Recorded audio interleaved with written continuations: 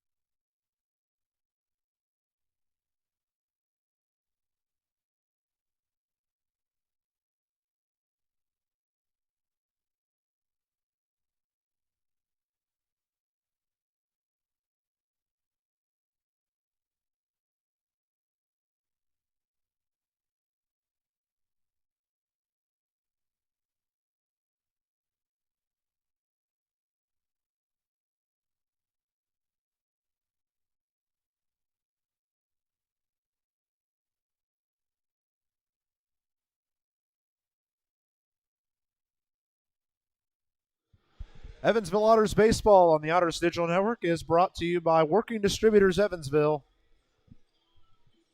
Our thanks to Working Distributors for all they do for the Evansville Otters. Ready to kick into the starting nine for your Evansville Otters today. Edward Jones, leadoff hitter of the game. Brian Rosario, he'll play left field. He's followed by the center fielder, Miles Gordon, and the third baseman, J.R. Davis. Then into the middle three, the cleanup batter, batting fourth, playing first base, Dakota Phillips. Batting fifth is the designated hitter, Zach Biermann. Batting sixth, the right fielder, Elijah McNamee. Batting seventh is the second baseman, Andy Armstrong. Batting eighth, the catcher, Brody Tanksley. And batting ninth is the shortstop, George Khalil. We make our way up to the mound and introduce you to tonight's starting pitcher, Rob Whalen. Will get the nod for this Washington Wild Things squad. Whalen enters the contest 11-2, 3.53 ERA. One of his two losses this year came to the hands of Evansville. They're on the road. They're at Bosse Field. Overall in the year, though, in his 15 starts, he's just about clocked 95 innings, and in that time given up just 37 earned runs on 85 hits, 75 strikeouts to his name. If you want to get on top of this guy, it's got to be quick. It's got to be early. Got to sustain some pressure. Evansville did much better last night at limiting their strikeouts, making sure that at least they were putting balls into play. But due to some weak contact and some strong defensive efforts by this Wild Things club, not to mention the extremely good bats of Washington, the game was over almost as quick as it started. Brian Rosario, after not playing in last night's game, ready to lead us off as the Edward Jones leadoff hitter of the game. Rosario was a midseason acquisition for this Otters squad, picked up out of the University of Illinois, Chicago. He'll be the one that the Otters hope can get them started. After winning 5 straight games at home last week, Evansville's dropped 2 straight and is looking for answers here. Whalen ready to go in this one. And he'll kick and deliver the first pitch home at 6:10 p.m. Ball 1 low and inside, and we are underway from Wild Things Park. With the win last night, Washington has retaken the lead in the season series, 4-3. Tonight, tomorrow, last 2 times these two squads play, of course, unless they see each other in the division finals, which would take place in just over a week's time. First at the lower seed, and then 2 games potentially here at Wild Things Park. 2-0 to Rosario, stays high and outside. Brian's got himself a 3-count lead. With the Lake Erie loss last night, the Otters' magic number has fallen to 3 to clinch their playoff spot, but their magic number to host that wild card game is still at 6. They would need wins, and they would need Schaumburg to lose. Called strike on the outside half will bring this count to 3-1.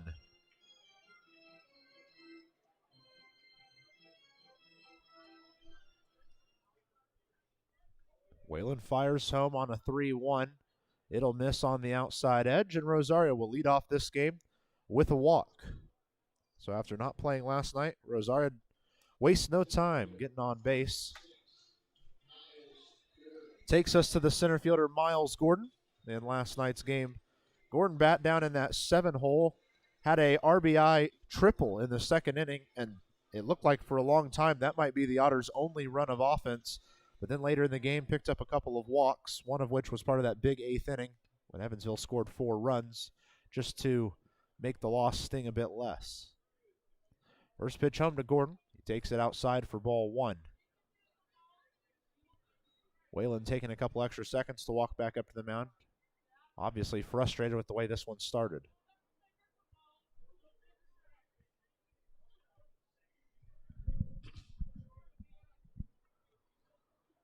1-0 home to Miles Gordon. That one does find the zone just above the knees and evens our count at 1-1. Rosario, the man over there at first, has speed, can be known to be a stolen base threat here and there. We'll see if the head man, Andy McCauley, is ready to take that kind of risk this early in a game. 1-1 the offering to the center fielder, Miles Gordon. That one stays outside. missing the plate for ball 2. Otters changing things up in this lineup, of course, looking much different than it did last night. Defensively, things are fairly similar. A couple of big changes that we'll get to in the home half of the first. There is a little bit of a shift going on right now for Gordon, so there is a decent hole there on the left side of the infield if Gordon could push the ball the other way. 2-1 is the center fielder's count. They're going to go check on Rosario. He's back in time. A lot of games going on in the Frontier League, including 2 different doubleheaders. Joliet and Florence are resuming a game that had to be finished from earlier this season. They'll play a second game later. And then the doubleheader will be Sussex County at Tri-City. They're in game 1 right now. Sussex ahead. Swinging strike will drop back Miles Gordon and even the count up at 2-2. Good offering there from Whalen, forcing Gordon to swing, and Gordon unable to make contact, so his count evens up at 2-2. Man on first, nobody out, top of the first inning. 2-2 chance to Gordon. Taken just inside for ball 3, and we'll have a full count now, the first one of the evening. Again, welcome into the Otters Digital Network. Starting a little bit earlier tonight. Right as you're getting off work, we're getting started here. Tomorrow we return to the regular time of 7:05 local, 6:05 back in Evansville. The 3-2 offering for Miles Gordon. There goes Rosario. It's lifted high. Looks like it could be foul next to the home plate area, and indeed is caught by Peterson, the first baseman who came storming in to grab it. Officially a foul pop-out. That will bring up the third baseman, J.R. Davis, who in the 8th inning last night grabbed a single, which was good for his 500th career professional hit. So a big congratulations to J.R. Here's to 500 more for you. In a professional career that spans well over 400 games through affiliated ball, rookie ball, and of course independent ball. J.R. Davis has had a very successful career thus far. His first offering of this one, taken for a called strike on that high inside quadrant. Want to walk you around defensively, the Wild Things lineup tonight. Lagrange, Roa, Brocato, left to right across the outfield. Walters continues at third. Wilbur again at short. DeBrule again at second. Peterson will be the one playing at first. Bellego once again behind the plate for Washington. 0-1 offering for J.R. Davis. Makes contact, pushes a ball foul to the right side. It's going to get out of play. And with it, the count will drop to 0-2.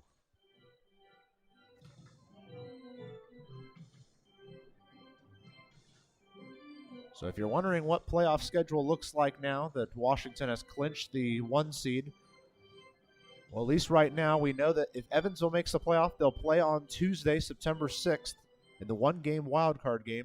Right now it could be against Schaumburg, it could be against Lake Erie, even has a chance to be against Joliet if they could make a great run. But we have no idea where this game is going to be played yet. 0-2's taken just inside for ball 1. If the current standings hold, the game would be played at Schaumburg, and Evansville would be the team heading there to play. But, of course, there is still a lot to figure out here in these last 5 games.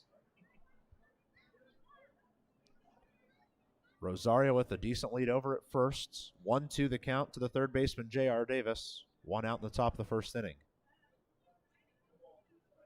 1-2 home.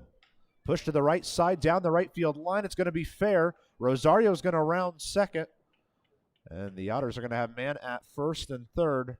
Davis not trying to test anything rounding first as Washington threw 2 different Otters out last night who tried to extend singles into doubles.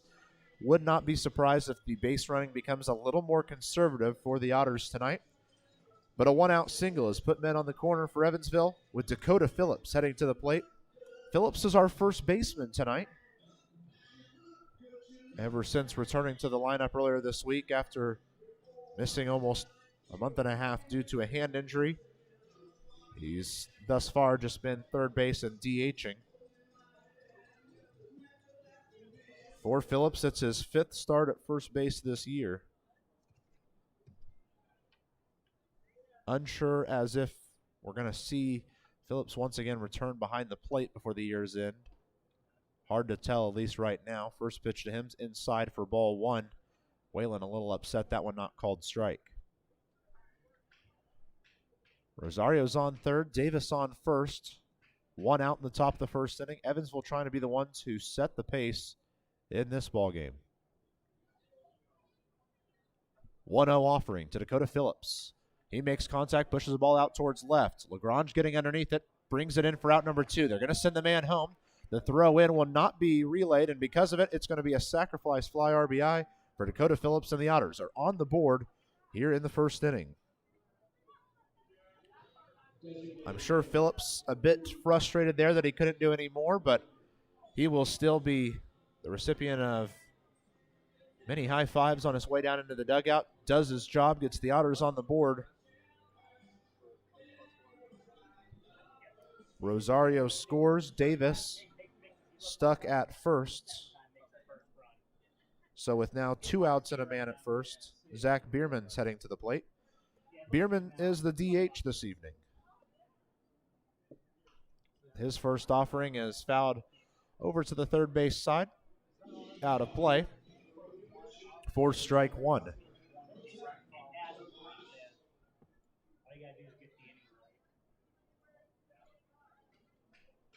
Here in the top of the first inning, Otters have scored the first run, and at least for right now, setting the pace in this ballgame. There's 2 outs and a man at first in the form of J.R. Davis. Biermann trying to do something to bring him around. 0-1, fouled off to the right side now. Grounded over towards the wall, and with it our count falls to 0-2. First base coach Billy Easley will run over and toss that one down to the Washington bullpen. Easley, like usual, manning the first base coaching box. Andy McCauley manning the third base coaching box as per usual as well. Umpires this evening, Mike O'Leary behind the plate. Nicholas Saxon helping him out on the right side of the infield. Jim Shaley mans things on the left side of the infield. 0-2 to Biermann. Swinging, strike 3. First inning finally comes to a close here in the away half.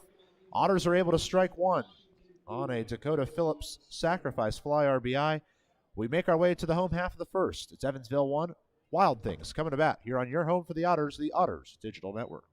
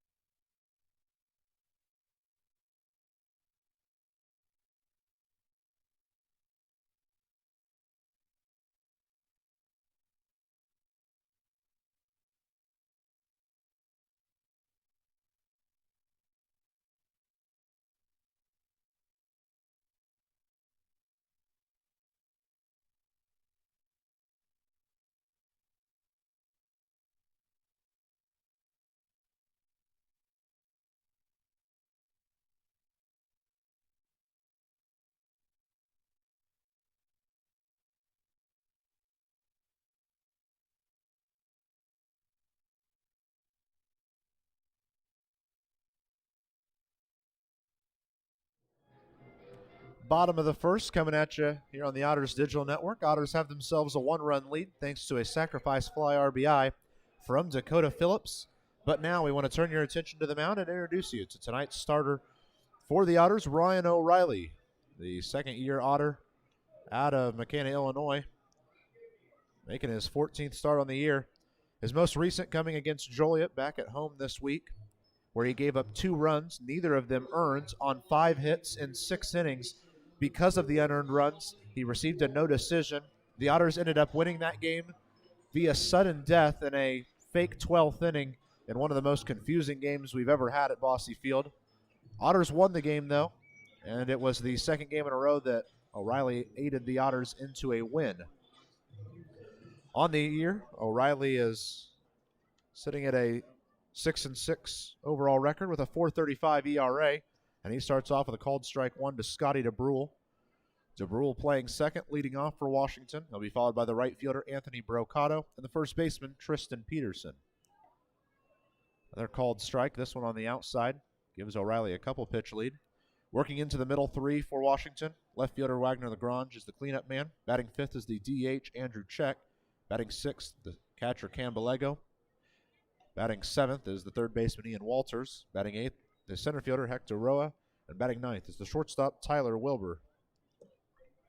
Very similar lineup to last night. 1-2 stays low and inside, and after grabbing two quick strikes, O'Reilly tosses a couple of quick balls and evens the count up.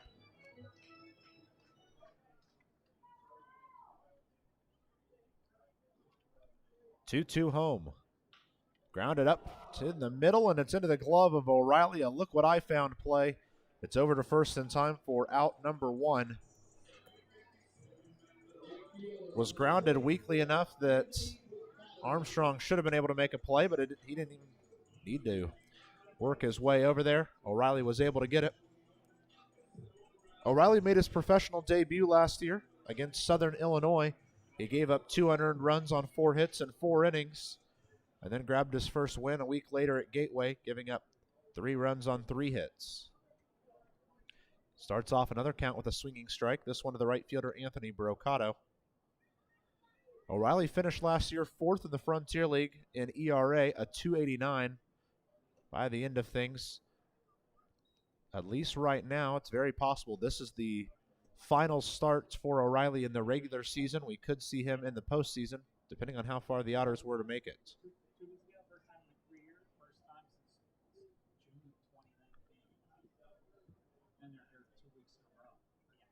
1-1 swung on and missed, and O'Reilly's going to take a 1-ball, 2-strike lead in the count. As a battery, Ryan O'Reilly and Brody Tanksley are 1-0 with 12 innings of work together. They've given up 6 runs on 11 hits. None of those 6 runs have been earned.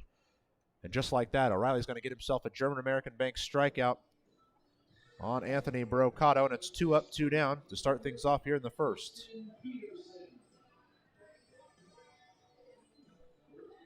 So that'll bring the first baseman, Tristan Peterson, to the plate. And in last night's game, Tristan Peterson cranked a ball out of this ballpark in the 6th inning for a grand slam. And at the time, it was like, oh no, it's now a 9-run lead, and it didn't look like that was going to matter much.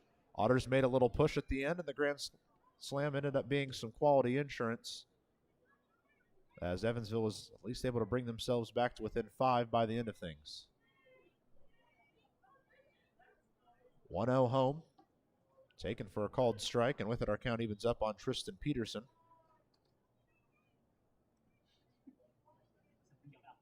Of O'Reilly's 15 starts this year, 6 of the 15 have been quality starts. And in the games he's pitched, Evansville has a 9-6 record.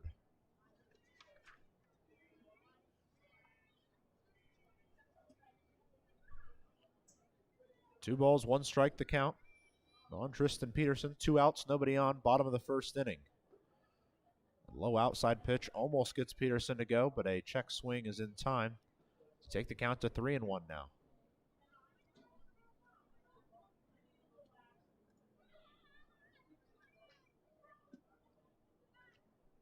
O'Reilly nods home prior to the 3-1 pitch. It's a very high foul ball to the right side. Phillips working his way over towards the wall, and he's going to run out of real estate. That one will leave the playing surface and take our count full at 3-2.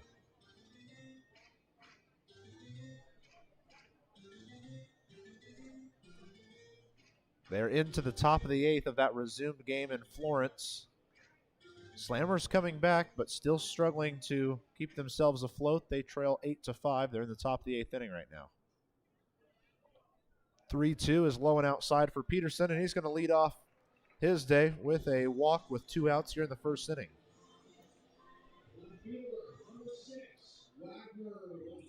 Also underway tonight is game 1 of the doubleheader between Sussex County and Tri-City. Sussex holds a 3-2 lead right now in the bottom of the 6th inning. Nearing the end of game 1 there, as that will be a 7-inning game. Also about to get underway, Empire at New York and New York at Quebec. First pitch home to Wagner Lagrange, the cleanup man for Washington tonight, taken for ball 1 on the inside.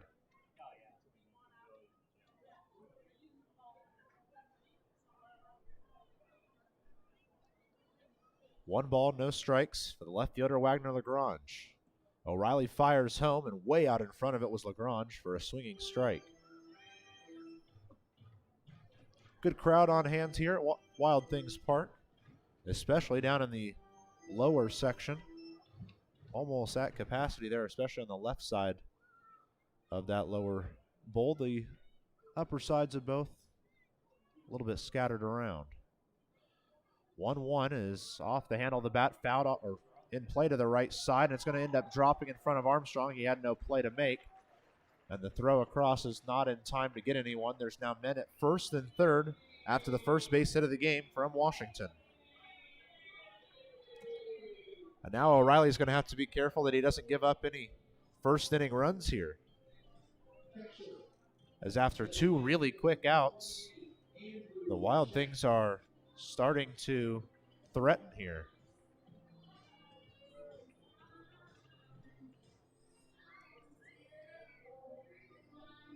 Otters are trying to keep their 4-series win streak alive. They would have to win both of these final 2 games here in Washington. It's the first time they had won 4 straight series since mid-June. First offering now to the DH, Andrew Check. Stays outside for ball 1. Check has absolutely had the number of the Otters in these couple of series played here at Wild Things Park. A week and a half ago, he was very good. In fact, in the first 2 games of that series, Evansville wasn't able to record an out against him. Everything was either put in play or free bases for him. 1-0 now stays low and inside, and O'Reilly falls back in the count 2-0. Looked like Ryan O'Reilly was going to really cruise through this first inning. Now he's got his back against the wall in this bottom half. 2-0 pitch to Andrew Check. A half swing, and it's a called strike on the inside.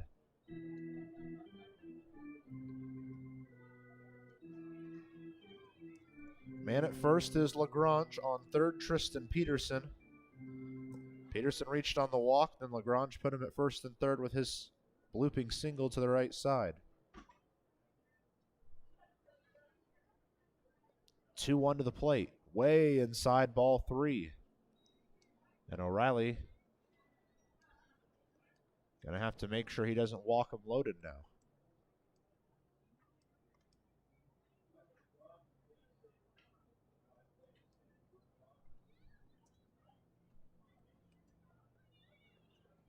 O'Reilly says no to a couple pitches to his catcher, Brody Tanksley.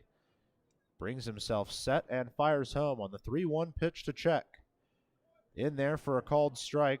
Check really thought about going around on that one. So it will all come down to a full count pitch from Ryan O'Reilly.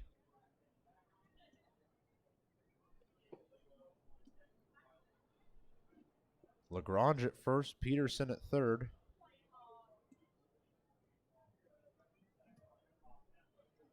Pitch comes home, and it's sent very high and foul behind home, and it's going to get itself onto the concourse up there. So our count remains at 3-2.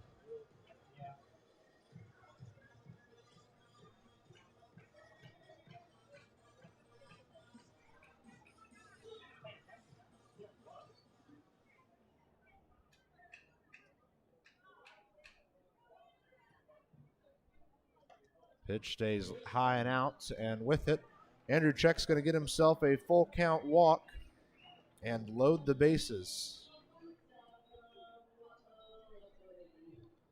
So the pressure now firmly on the catcher, Cam Bellego, as he's got a chance to bring in the Wild Things' first run of the game.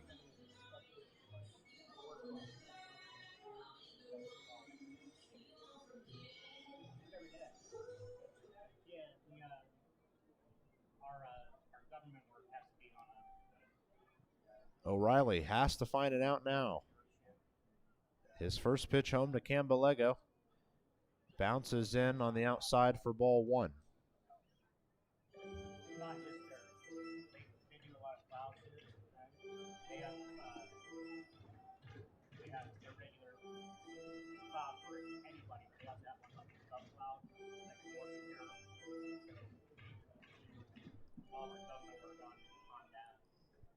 Bases loaded, 2 outs.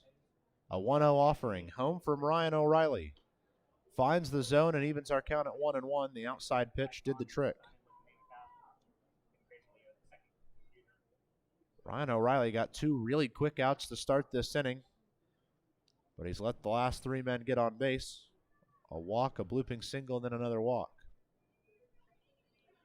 1-1 offering to the catcher, Cam Bellego. Finds the zone just under the elbows for a called strike 2. And O'Reilly has himself a solid lead in the count now.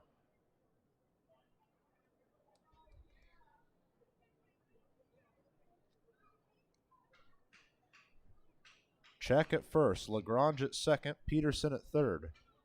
Ryan O'Reilly looking to close out this first inning on a 1-2 pitch to Cam Bellego. Push to the right side, through for a base hit. 1 run, surely going to score.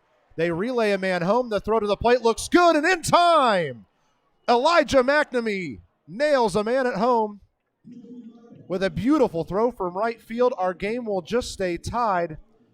The gamble from the Wild Things does not pay off, and after 1 inning, it's 1 run apiece here from Washington.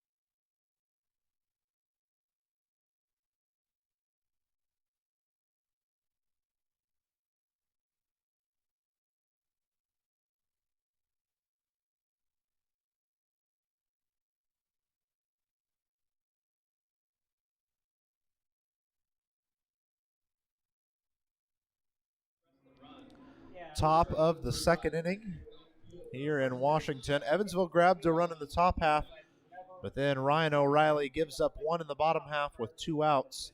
But as the Wild Things tried to get greedy and grab a second run, Elijah McNamee fired a ball home from right field and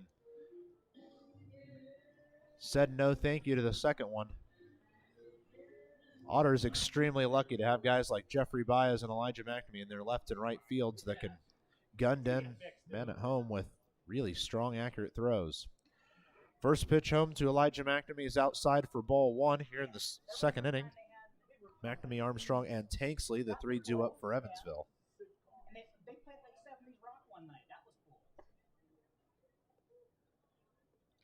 A 1-0 offering to McNamee. Crank to the left side, in and out of the glove of Walters. And because of it, McNamee's going to get himself on base.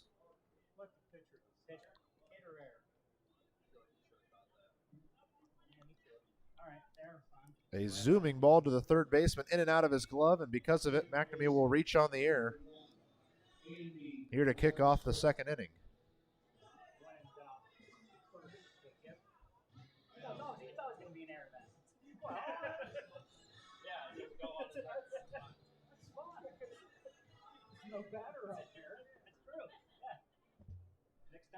So Andy Armstrong to the plate, the second baseman, trying to bounce back from an 0-4 night last night, tries to bunt, and it's popped up. It lands, and because of it, they're going to grab one. A throw out to second's not going to be in time, and they will just get one out. Whalen tried to run in and make the catch himself, but it dropped in front of him, so they threw down to first in order to grab Andy Armstrong. But because of that, McNamee had to hustle his way to second. And the Otters are going to get the man at second regardless. Well, for Armstrong, it was intended as a sacrifice bunt, and I guess that's the result he ended up getting. It was just an unconventional one.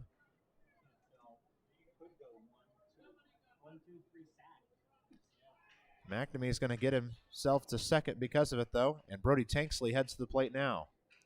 Whalen unhappy with McNamee's jumping around out there, and he'll step off and reset.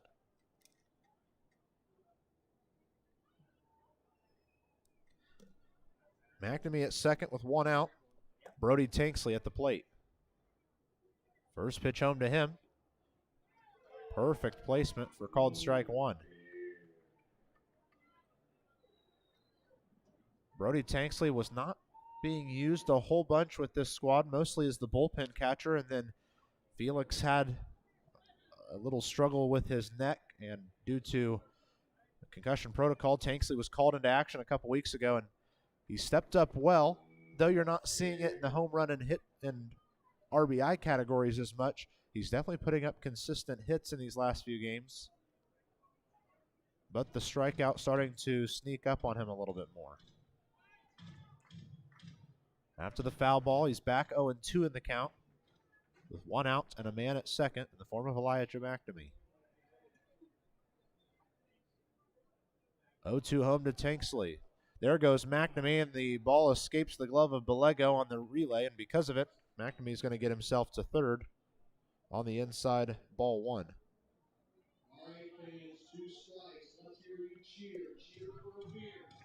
McNamee got a really solid jump there. Because of it, he gets himself a stolen base. So now a go-ahead run just 90 feet away for the Otters. Brody Tanksley with a big 1-2 pitch coming his way. One out, man at third. The 1-2 to the plate. Swinging strike three. And Brody Tanksley will sit down with a strikeout, the second of the day for Rob Whalen.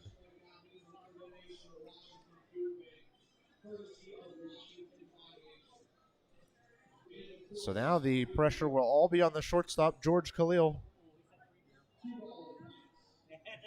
With two outs, Khalil will try to give Evansville a lead. Khalil, the 9-hole hitter for Evansville, in last night's game, he went 1 for 4 with 1 run scored.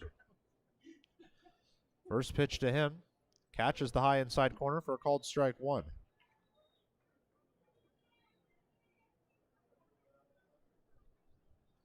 McNamee stands on third. He reached on an error to start the inning, was bunted to second unconventionally, and then stole third. The 0-1 to the shortstop, Khalil. Swinging strike two. on the high pitch, and he'll have to fight from behind.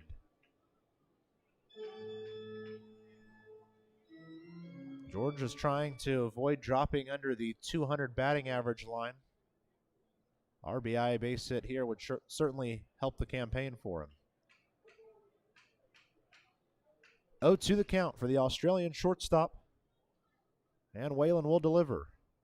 It's pushed out towards right, hooking foul, and it's going to end up out of play on the roof of the Washington clubhouse out there.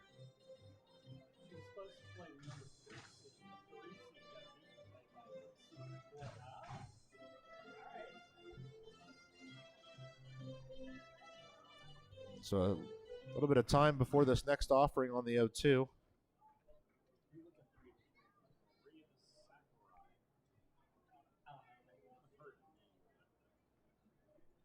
Let's try again on the 0-2 pitch to George Khalil. Once again pushed foul. Good work from George to keep himself alive up there. These are the scenarios that Evansville has struggled in these last few weeks, and a lot of the games that they have notches in the loss column, it's been because they've left guys at third when they had them there with less than 2 outs. 0-2 the count for George Khalil with 2 outs and a man at third. Pitch comes home. Again, pushed foul to the right side. Khalil defending the strike zone well.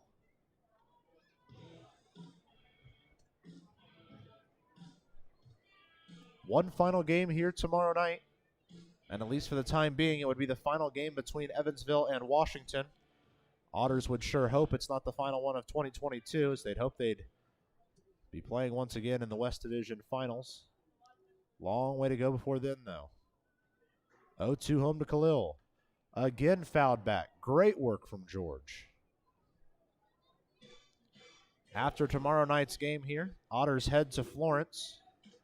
And we'll play 3 there in Northern Kentucky with the Yalls to close out the 2022 regular season. Still a lot on the line. We have no idea where the Otters are going to finish in the standings. Will they get to host that wild card game? Will they be the visiting team as the 3 seed, or will they struggle this week and fall out of the playoffs completely? A lot of things could happen. We're going to try a 4th edition of the 0-2 pitch to George Khalil. Whalen fires home. Well outside, and it's ball 1. Finally, our count changes.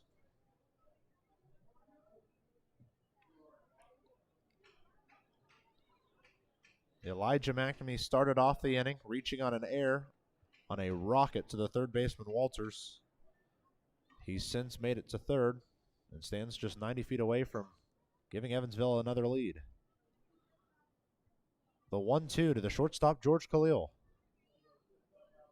High and inside, and our count evens up. Great battle taking place between Khalil and Whalen right now.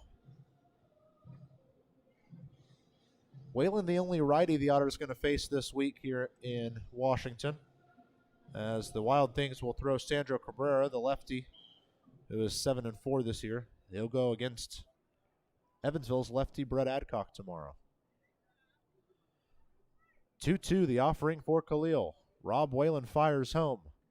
It's lifted high and foul down the right field line. Peterson will be able to make the grab for out number 3, and the Otters are going to strand Elijah McNamee at third. We make our way to the bottom half of the second, still tied at 1 run apiece.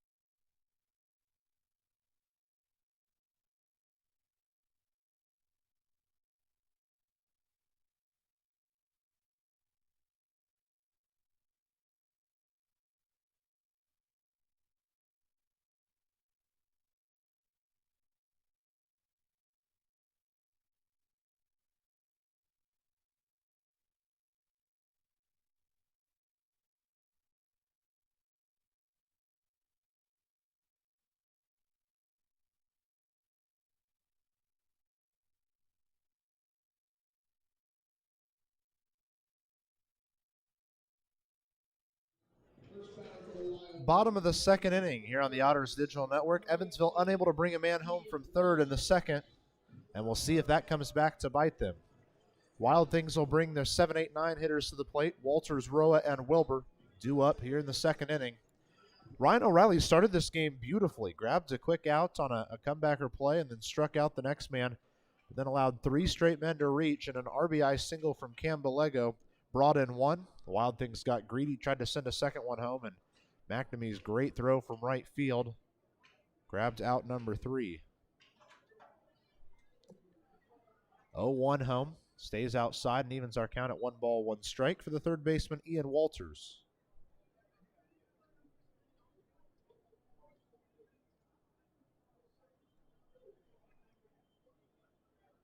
O'Reilly kicks and delivers on the 1-1. It's sent out towards shallow left, maybe left center, and Rosario's there in time to grab it for out number 1.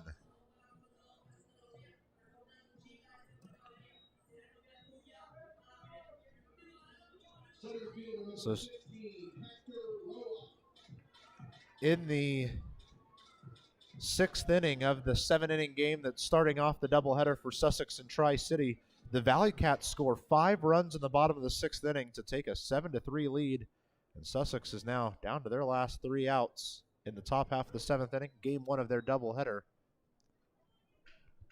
Those are 2 really big games in the East Division. As really you struggle in that doubleheader, you might lose out on the playoffs altogether.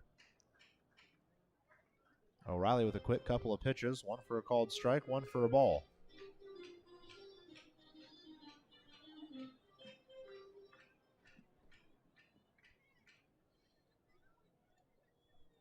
One to the plate, grounded back up the middle. Armstrong will chase in, bobbles at a second, but his throw to first is still in time for the second out of the inning.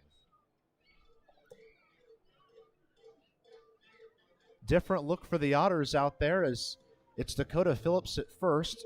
Typically it's either been, of course, Zach Biermann most of the time, but then for a while was also Steven Sinsley. Those guys are both lefties. Now you've got a right-handed thrower in Phillips, so changes things just a tiny bit, not extraordinarily amounts.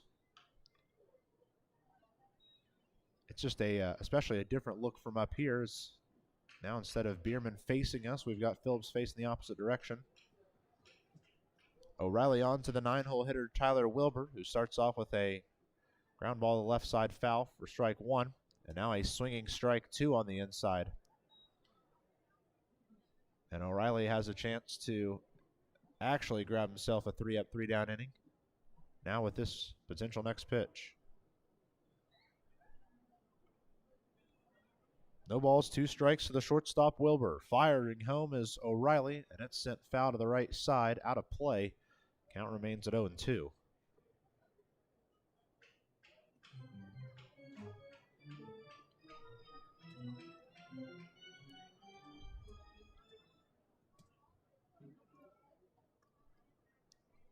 One, 2 to the plate, or 0-2 to the plate, stays low, and it's good for ball 1.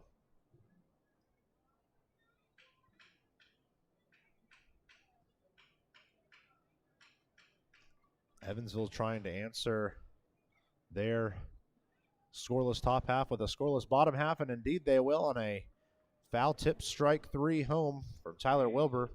Good for the second German American Bank strikeout of the day for Ryan O'Reilly. We've played 2, and we're still evened up at 1 run apiece from Wild Things Park.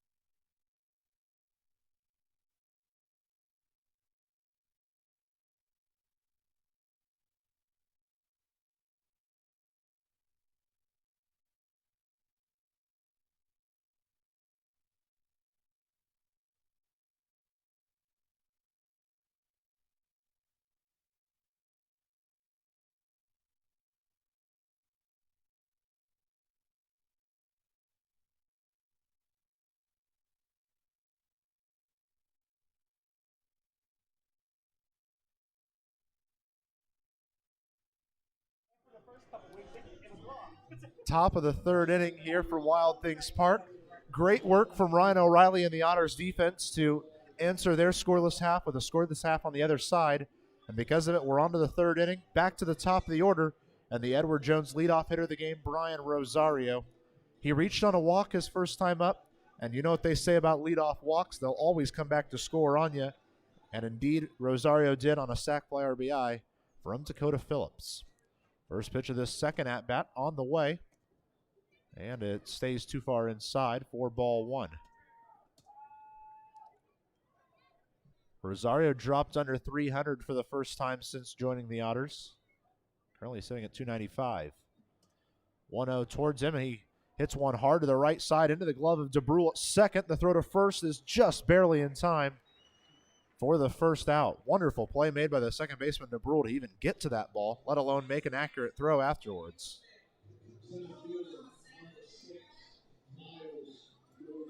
So that'll bring up the center fielder, Miles Gordon. He got too far underneath one his first time up and fouled a pitch up right there next to home plate. But it was actually the first baseman, Peterson, who would run in and make the grab. His first offering stays low and outside for ball one.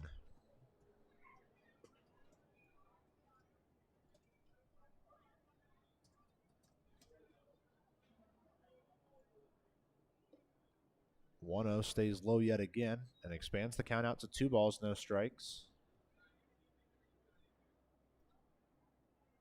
They have just concluded game one of the doubleheader there in Florence. The Yells win that one 8-5 and tear Joliet's tragic number down one more. A 2-0 pitch here for Gordon, however. Finds the zone for a called strike one. The count moves to 2 balls, 1 strike.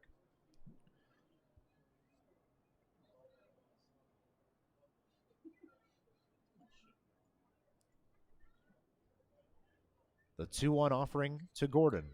And he's ahead of the ball. Because of it, fouls it off to the right side. And our count evens at 2-2.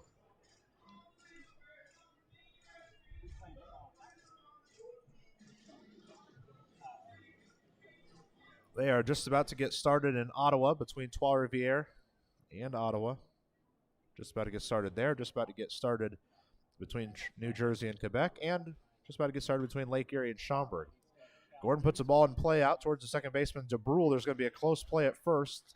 Once again, in time for out number 2 now. So back-to-back plays from Evansville that they've grounded the ball to the second baseman and just barely been beat by the throw to first. So the third baseman, J.R. Davis, will stride in. He grabbed a single earlier in this one. He's the only Otter with a hit so far.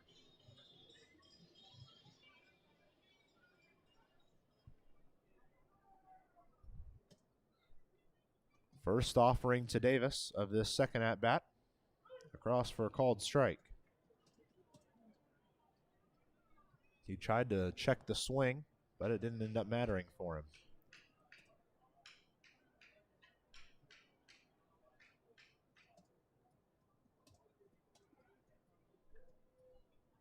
Oh, 1 the count for J.R. Davis. 2 outs, nobody on. He'll take a called strike and fall back a couple in the counts.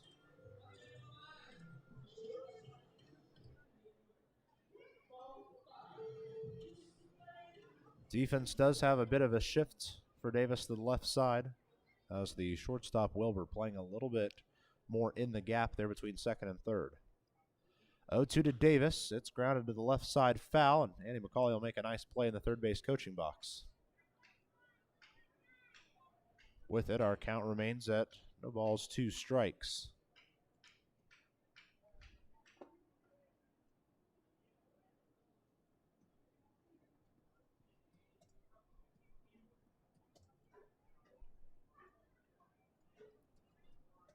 The 0-2 for J.R. Davis with 2 outs, and the base is empty, and Davis will call time.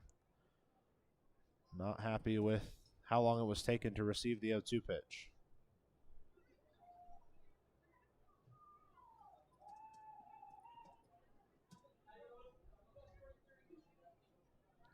So Davis will step back in, still waiting on the 0-2 pitch with 2 outs, bases empty.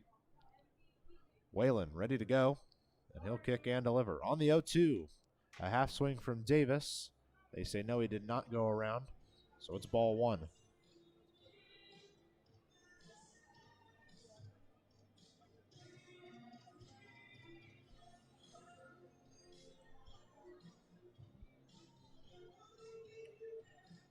J.R. Davis back in the count, 1-2.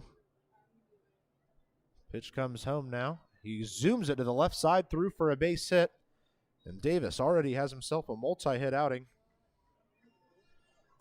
here in the top of the 3rd inning. A 2-out single for Davis that he just powered to the left side.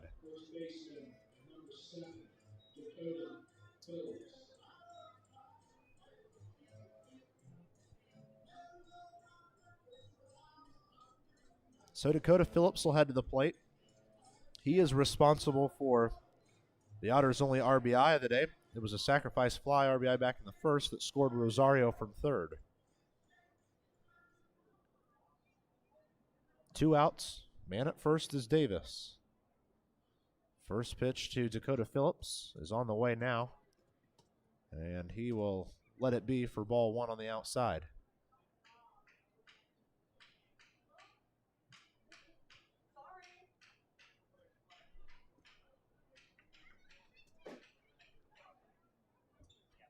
Davis gets himself a healthy lead over at first with 2 outs.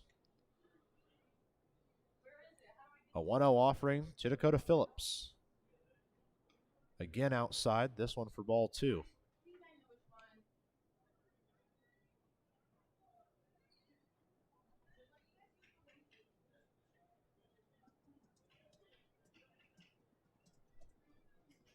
Evansville started off this game with a run in the top of the 1st on Phillips' RBI. Washington answered in the bottom half, and since then we're scoreless. 2-0 the count to the first baseman Phillips. A hefty swinging strike 1 on an inside pitch drops him back to 2-1 in the count.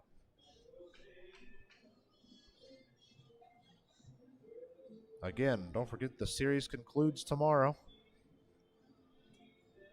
We are back to a 7:05 first pitch here in Washington, 6:05 back home in Evansville.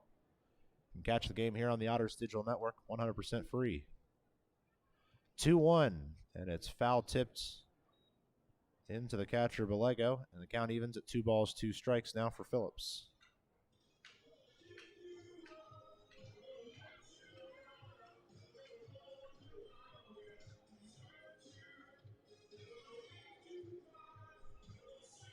So Phillips will take a second to reset after they walked the new ball out there to our pitcher.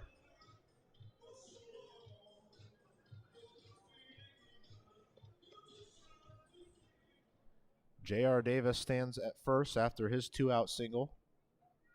Dakota Phillips trying to do something with it.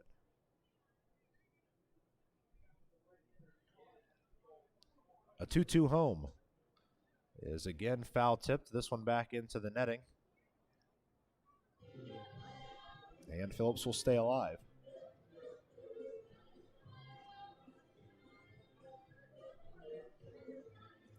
Zach Biermann stands on deck just in case he's needed here in the half inning.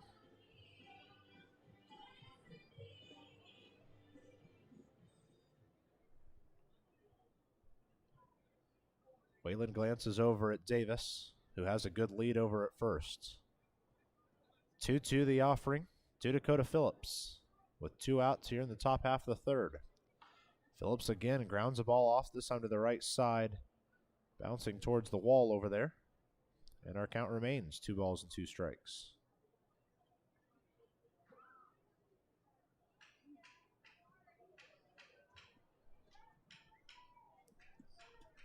Phillips doing good work to at least keep himself alive, a lot like George Khalil's last half inning at bat.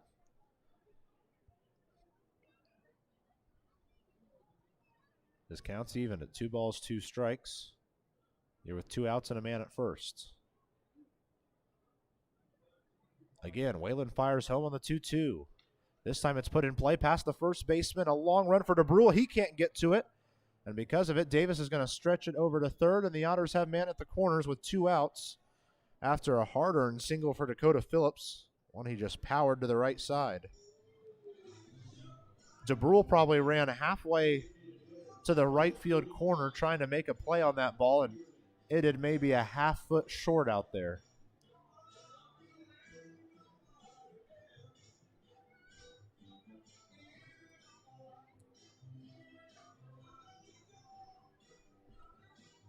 So that will give a chance to Zach Biermann in the half inning. Struck out swinging back in the first. Now looking for a little more success in this at-bat with men at first and third.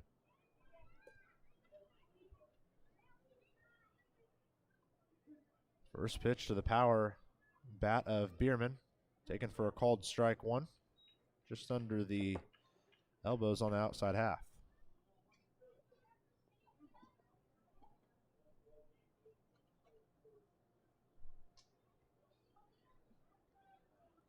Oh, 1, the offering to Zach Biermann. 2 outs, men at the corners. A pitch well outside will even things up now for Zach Biermann. Zach trying to reinstate the lead for Evansville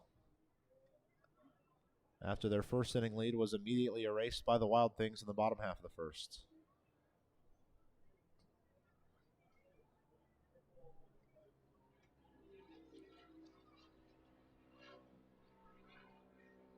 One, the offering to Biermann.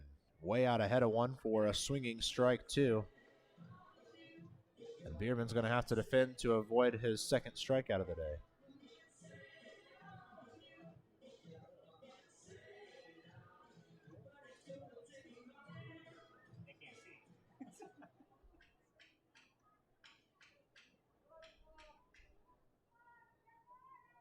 Runners at the corners with 2 outs and a 1-2 offering to the DH, Zach Biermann.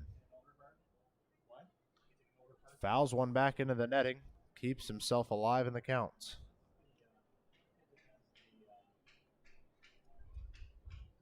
Good amounts of a setting sun blowing it or shining in from the first base side of the stadium.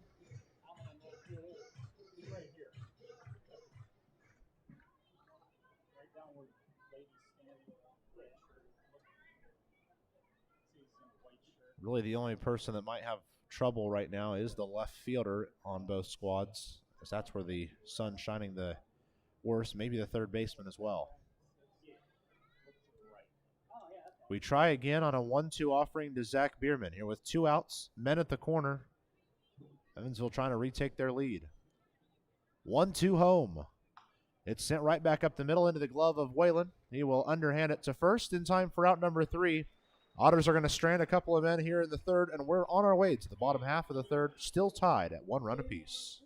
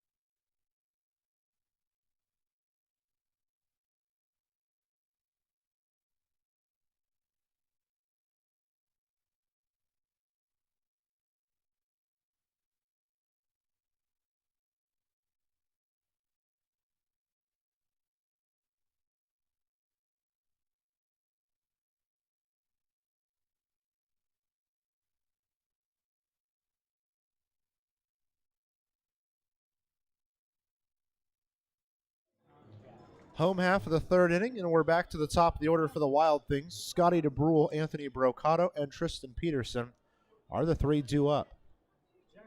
Quick first pitch from O'Reilly into the glove of Khalil at short. His throw over to first is accurate and in time for out number one. A very quick one pitch, 1 out at bat for Scotty DeBrule.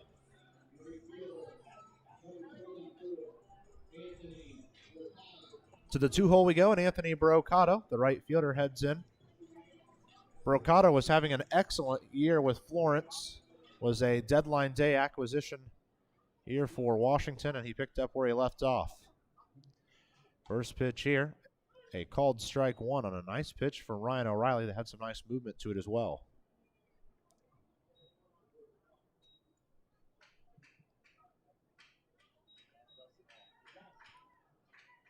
Pitch comes home outside for ball one, and our count evens up.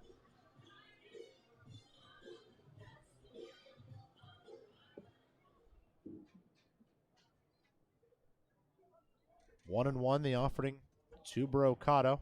Stays low and outside. And because of it, the count expands to 2 and 1.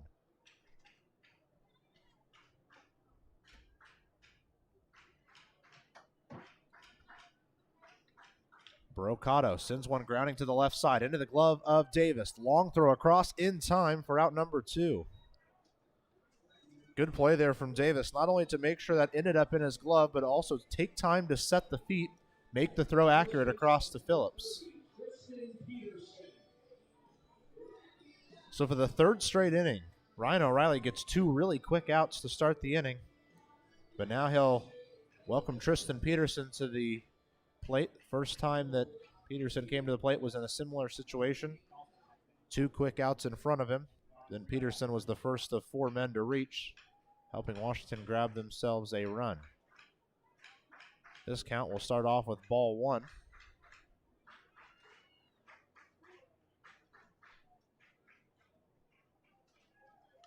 Ball sent foul to the right side, and because of it, we even up.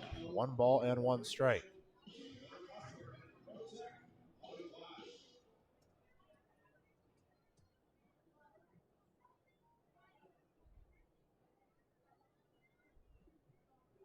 A 1-1 stays well outside, and with it, the count expands to 2 balls, 1 strike now.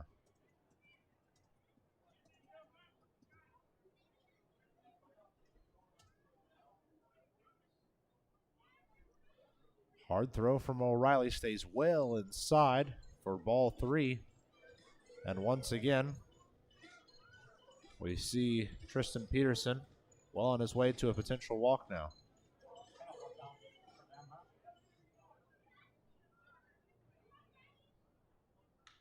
Ball sent zooming to the left side. Foul will bounce back in to play, and because of it, Jake Polancic will take a run out to grab it out of the Otters bullpen.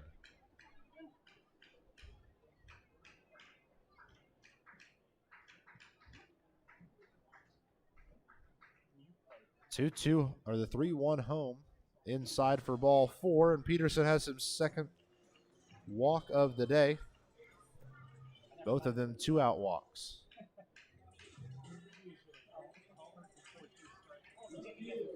So that will bring the left fielder Wagner Lagrange to the plate. His single back in the first put men at that point at first and third.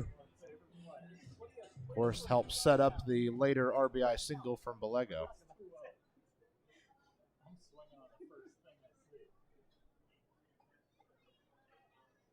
First offering to Lagrange. Finds the inside edge for a called strike 1.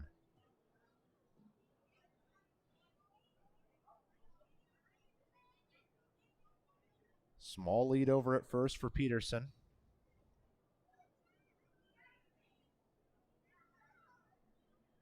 And O'Reilly fires home. The 0-1 is grounded to the left side. Charging in is Davis. It's into the glove and over to first in time for out number 3.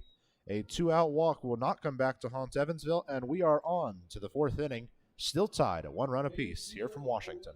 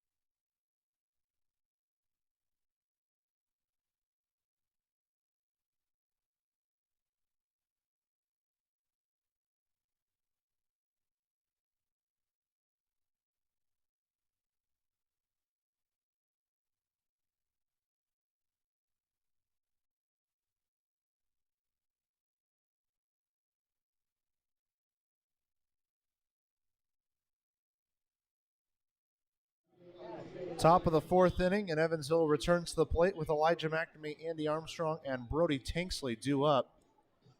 McNamee's first time to the plate tonight was a zooming ball to the left side of the infield, in and out of the glove of the third baseman Walters. McNamee reached on the air.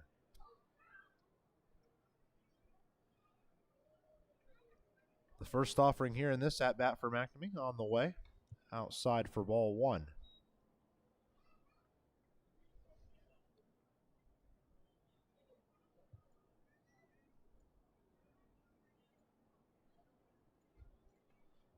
McNamee zooms one out towards left. Chasing after it's Lagrange. Made a long run, was there in time for the first out of the inning. Good contact. McNamee not able to hit the gap.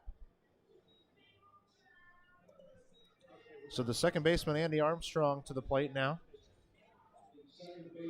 Armstrong had a very unconventional sacrifice bunt his last time up. He tried to bunt, but instead it popped up, went off of the glove of the pitcher Whalen, then into the hand of Bellego, the catcher, who fired down and got the out. But it still worked as a sacrifice.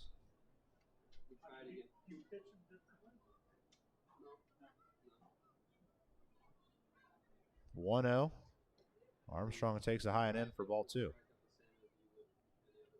But you think they hit differently now? But they hit differently. Yeah. Armstrong ready for the 2-0.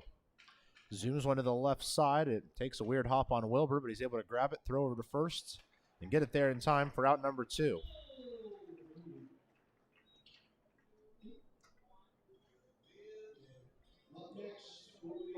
So that will now bring Brody Tanksley to the plate.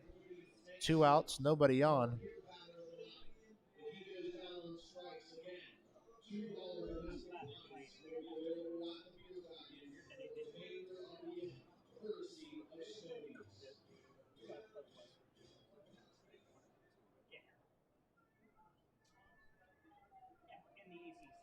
First pitch home, taken for a called strike 1.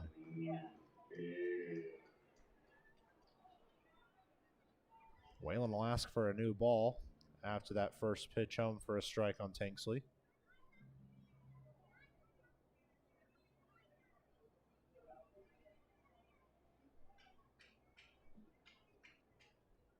Tanksley back in the count 0-1 with 2 outs and the bases empty. His next offering. Pulls that one out of the ground. It's picked up by Wilbur. The throw to first is going to be just a bit late. Walters overran it as his glove did not pick up the ball with. Wilbur had to back him up, and unfortunately for him, was just a bit late. Tanksley beats the throw over to first and gets himself on base here with 2 outs.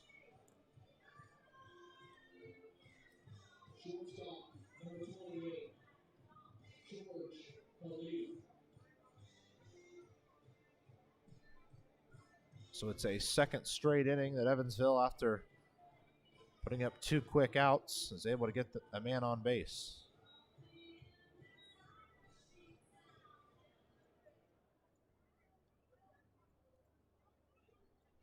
Brings up George Khalil, who fouled out his last time. He puts one off the handle of the bat out towards right. It's going to drop for a base hit. Tanksley's going to try to stretch it towards third. The throw over there is offline, and because of it, Tanksley's going to be safe. And for the second straight inning, after 2 quick outs, the Otters get back-to-back men on and runners at the corners.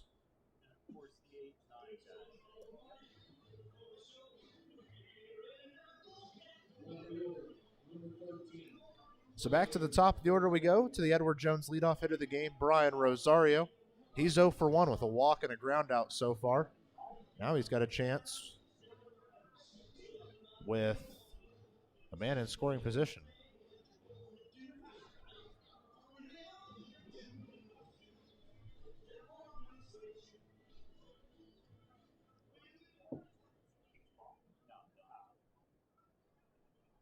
Rosario ready for his first offering with 2 outs and 2 on here in the top of the 4th inning. Takes a first pitch strike. Nice pitch that moved its way back into the zone.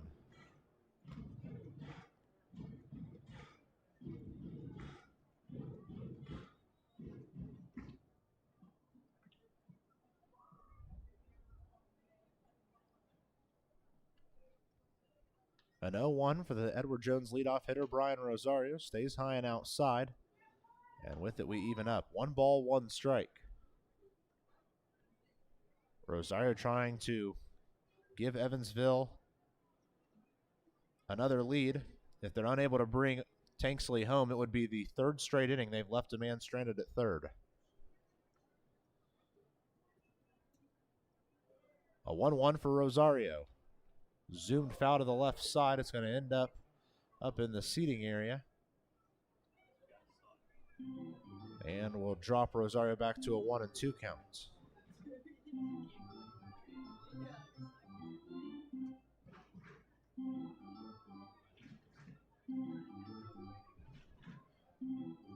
Two straight singles for Evansville after 2 quick outs in the inning. And now Brian Rosario trying to help grab and run. The 1-2 home. Zoomed out towards right down the right field line, but it's going to end up a few feet foul. And with the jump Khalil got at first, it might have scored 2 had it fallen fair. But it kept working itself foul down that right field line, and we'll have to do it all again at the 1-2 count. This is a ballpark that can help you incredibly if you put it down one of these 2 lines, as it'll kind of get itself stuck back in those corners behind the bullpens. But not this time. 2 outs, 2 men on. Once again, a 1-2 pitch to Brian Rosario. That stays well outside, and with it, we even up at 2-2 once again. Rosario did not play in last night's game. Have to go back to the final game against Florence to find his last opportunity. He went 0 for 3, getting a couple of free opportunities on base, once via hit by pitch, once via walk. Came home to score on a balk. 2-2 count for Rosario. Swinging strike 3, stretch the hands out to the outside edge.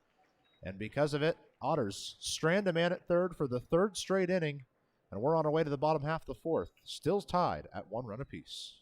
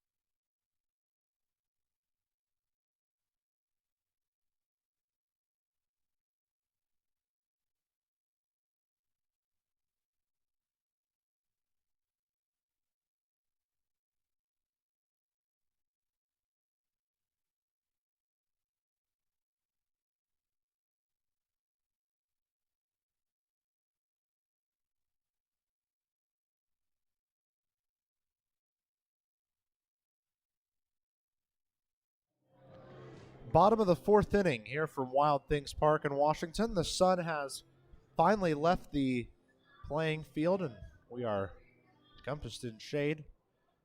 And with it, the stadium lights will start to do their job. Still plenty of daylight left here as we continue in towards the middle part of this one. Ryan O'Reilly starts off this inning the way he's done the rest of them. A called strike 1.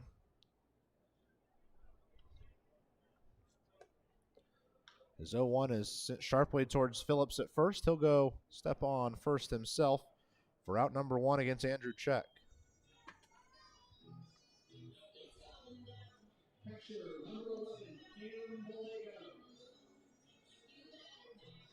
Catcher Cambalego heads to the plate next. He's got an RBI single to his name so far today. There in that first inning was just about a 2-run single, but Elijah McNamee able to throw the man out at home. First pitch home to Bellego here, taken for a called strike 1. Kind of looked like a take all the way from Bellego. Had no intentions of swinging. O'Reilly shuffles the feet a couple times prior to the 0-1 home. It's grounded to the left side hard. Khalil tries to dive towards it, and it's in and out of his glove for an infield base hit.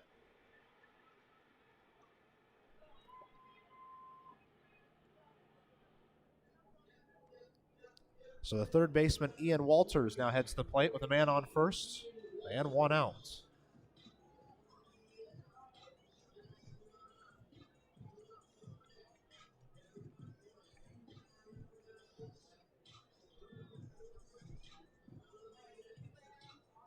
Small lead over at first for Bellego. As Walters strides in, Walters had a fly out his first time up. First pitch offered here is outside for ball 1.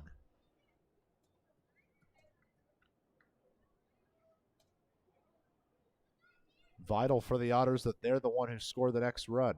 To fall back here in these middle stages, that's where they've struggled the most, is once they fall back in this stage of the game.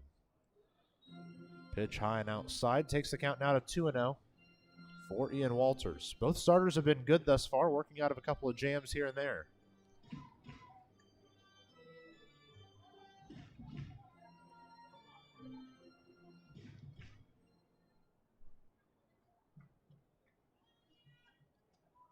O'Reilly gets himself set prior to the 2-0 pitch to Ian Walters. 1 out, 1 man on first.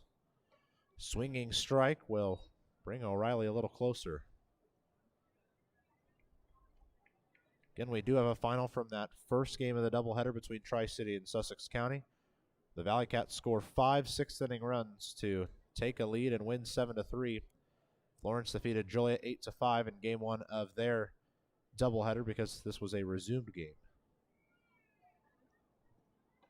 A swinging strike 2 will even things up here between Ryan O'Reilly and Ian Walters now. They're into the bottom half of the first inning in Quebec, and already the Capitals up 1-0 on New Jersey. Quebec trying to close in on their East Division title. They could do it with a win tonight. 2-2 on the way home. It's sent foul to the right side, and we will stay even at 2-2. Lucy, milk, and cookie time. Jump in line right now to get a cookie and pint of milk for just $1. The line is open right now. Empire State is up 1-0 early at New York. They're in the top of the second right now. The Grays trying to play heartbreaker this week.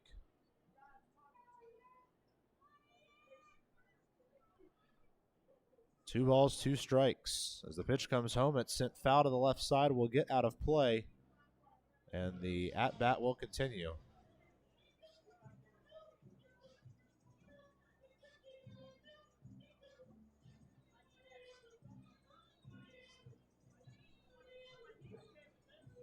Ian Walters at the plate with a 2-2 count on his ledger right now. Bellego stands in front of him at first. Ball off the handle of the bat down the left field line, but foul once again, and our count will remain at 2 balls, 2 strikes.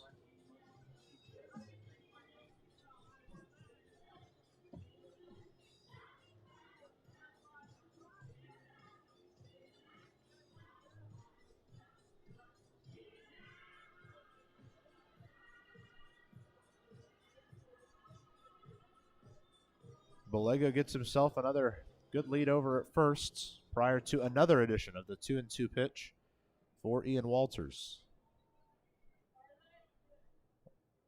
Ryan O'Reilly fires home.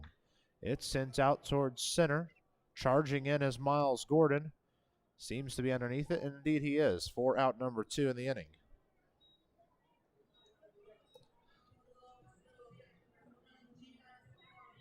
So to the plate now, the center fielder Hector Roa with a man on first and 2 outs in the inning.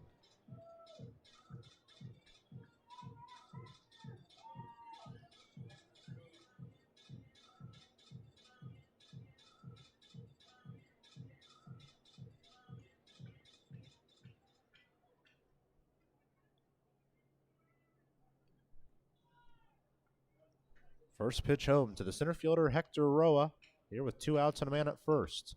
Grounds one to the left side, but just foul. Davis was in a position to make a play, but it won't matter.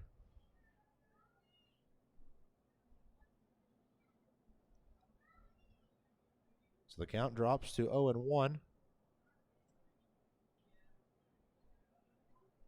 O'Reilly trying to keep this game level at 1 run apiece here in the 4th inning.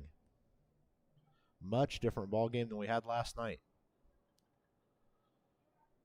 0-1 to Roa. Stays low, maybe inside as well, to even the count up. 1 ball, 1 strike.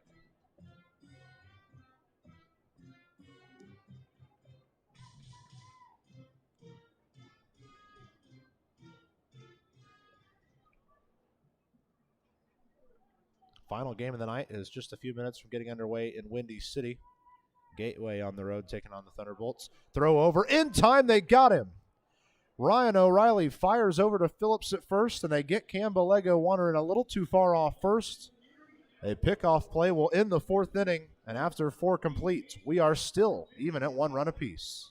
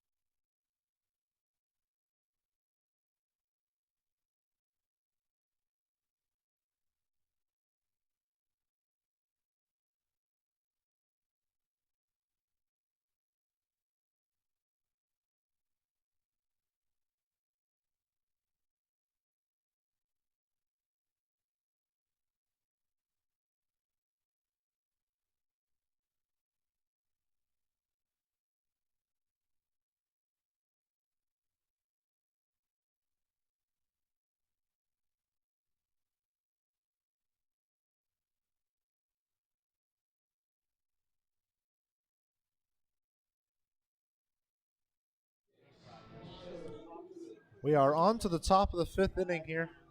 Still even at 1 run apiece.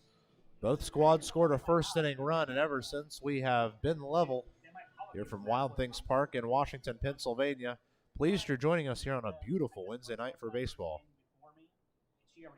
First pitch home to Miles Gordon in the half inning. Stays high and outside for ball 1.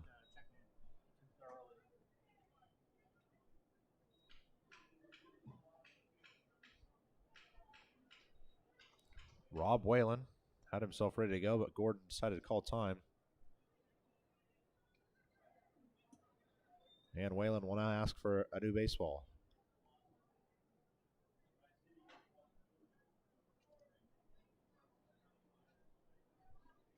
Miles Gordon's 0 for 2 on the day. A foul out and a ground out so far to his name.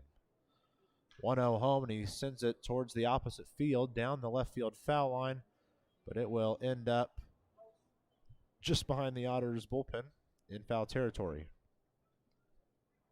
All of that just for a really long strike.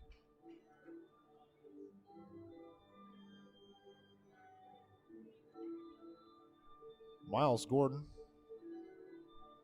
searching for his first time on base today. Most of the Otters' offense has lived right in the 3 and 4 spots of Davis and Phillips. They're the next two due up. 1-1 for Gordon. Well inside, ball 2.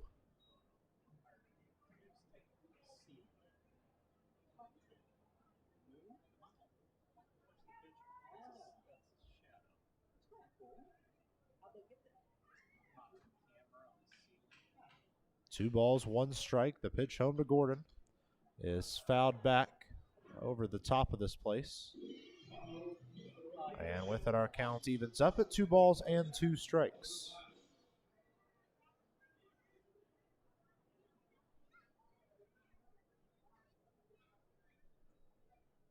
Defense playing in pretty much straight up positioning.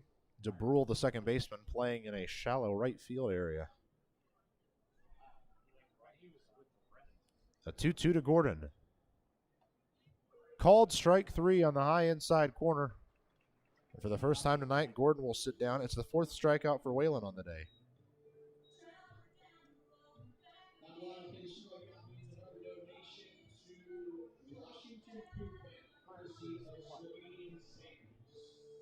So with 1 out, here in the top half of the 5th inning, J.R. Davis will head to the plate now.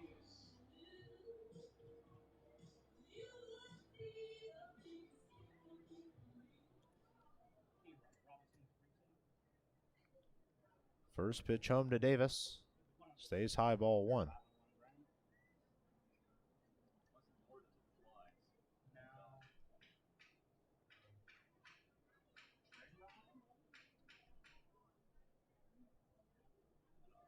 A 1-0.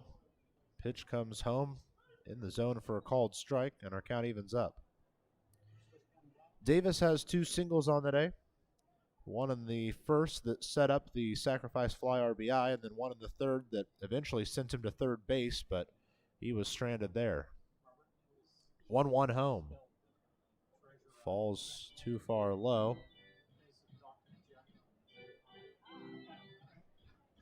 Which makes our count 2 balls, 1 strike.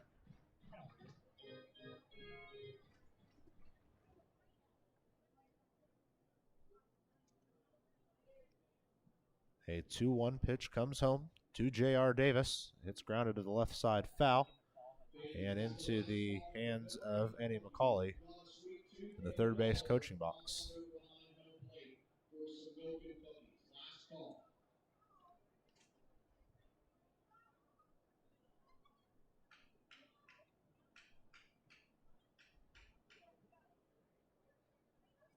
A 2-2 offering on the way for the third baseman, J.R. Davis. Way inside, and it actually hits him in there, and he'll have himself his third base of the day, this time on a hit by pitch.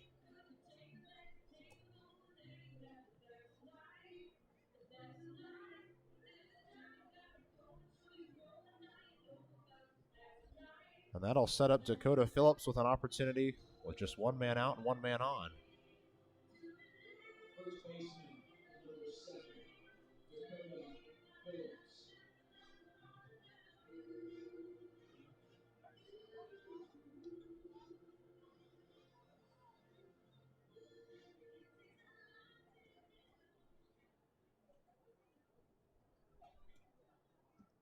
One man out, J.R. Davis at first, Dakota Phillips at the plate. He cranks one out towards left field. Lagrange running towards it, towards the warning track, and that's where he brings it in, maybe 4 or 5 feet shy of the warning track out and left. Good contact there from Phillips, just didn't give it enough oomph to get out of this place.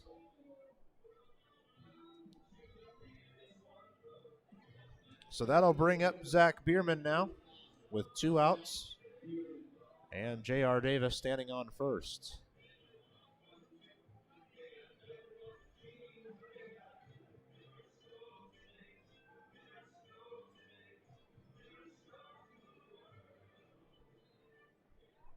Otters have stranded men at third in the last 3 innings. Now they have to get something going with 2 outs here in the 5th. First pitch home in for a called strike, and the throwdown is in time to get J.R. Davis on his way back to first. Davis thinks he was back in time. He'll have an argument over there with the first base Nicholas Saxon, but regardless, it's out number 3, and this fifth inning, or top half of the fifth inning, comes to an end. Otters unable to do anything in the fifth. We're on our way to the bottom half, still tied at 1.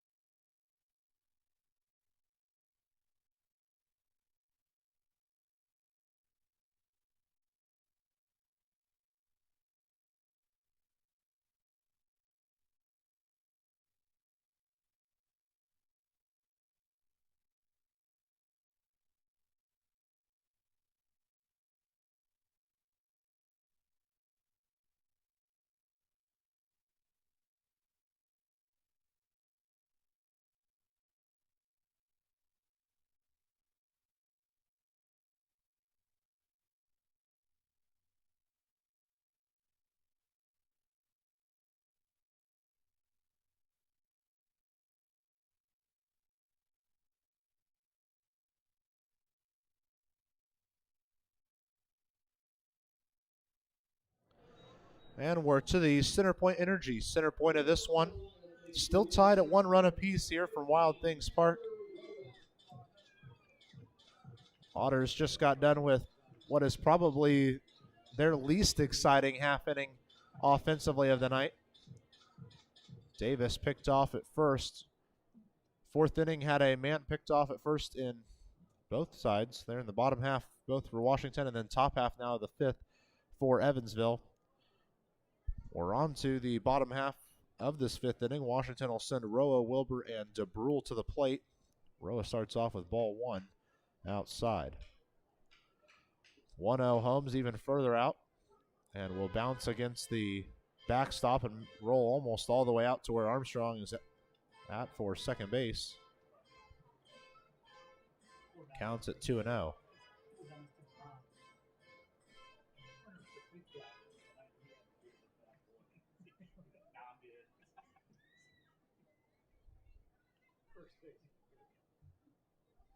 2-0 home.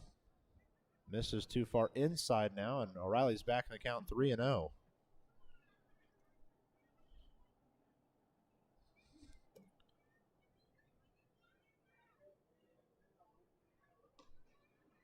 Called strike gets O'Reilly in the correct category, but he still is back in the count. 3 balls, 1 strike to Hector Roa, who grounded out his first time up. Rides one well high and foul behind home. Gets out of play, of course, and our count goes full.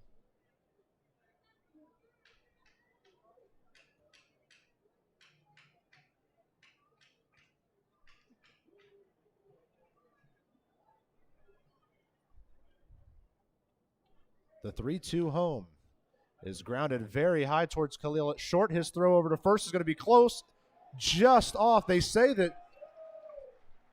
that Dakota Phillips came off the base, and rightfully so. McCauley's going to come have a run out and talk about things. Look like, now at least from this side of first base, that the foot stayed on first. But, of course, the view was different on the other side of first base, where our first base umpire, Nicholas Saxon, was standing.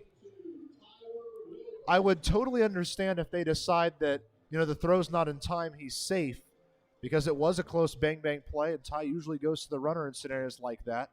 But to have said that he came off the base there must have been a better view on the opposite side of first. So McCauley will give his closing statement and make a jog back to the Otters dugout. But it is a leadoff man on here for Washington. Tell you what, George Khalil had to wait an eternity for that ball to finally come down. He made a very quick exchange, but it wasn't quick enough.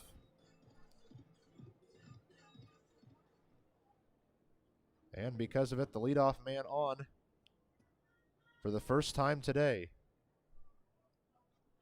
Showing bunt is Wilbur. Pitch comes home, and it's bunted back towards Tanksley.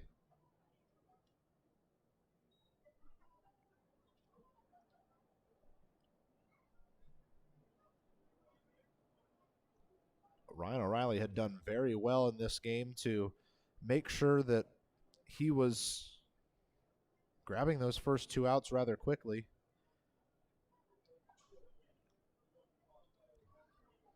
0-1 to Wilbur. That one catches his own on the high outside corner as Wilbur pulled away from the attempted bunt.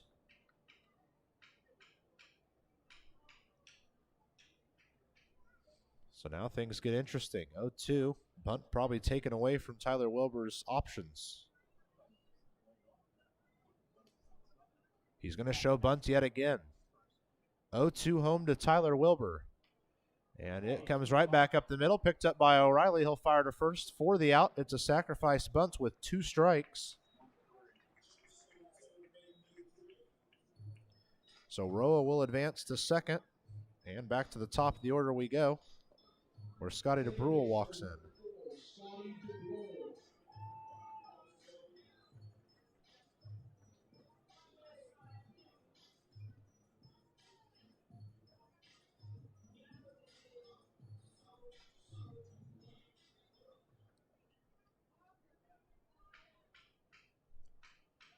So O'Reilly taking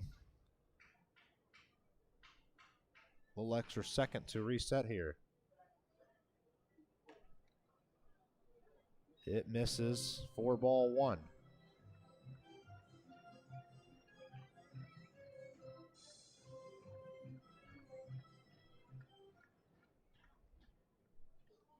Man at second is Hector Roa. Reached on a single, then advanced to second on the bunt. 1-0 home to DeBrule. It's grounded foul to the left side and evens the count at 1-1.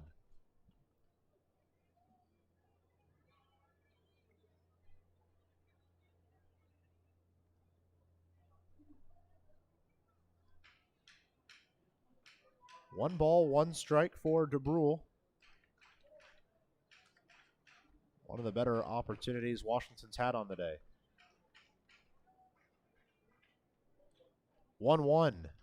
Again fouled off to the left side, drops the count to 1-2.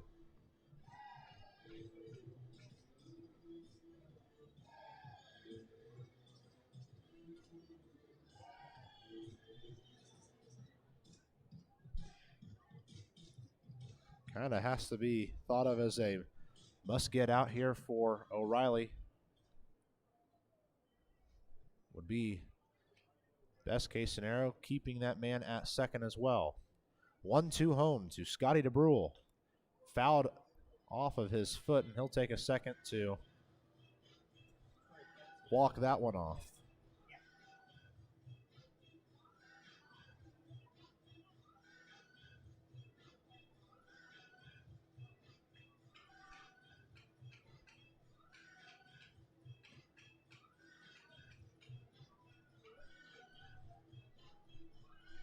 So DeBrule finally making his way back towards the plate. Looking all right now. Much less labored on that foot. 1-2 is the count with one out and a man at second. O'Reilly trying to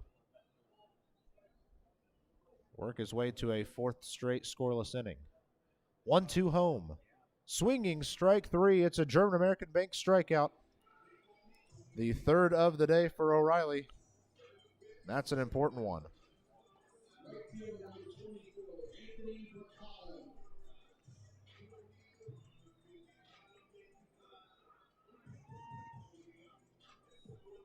Anthony Brocato heads to the plate. He's 0 for 2 with a strikeout and a groundout so far.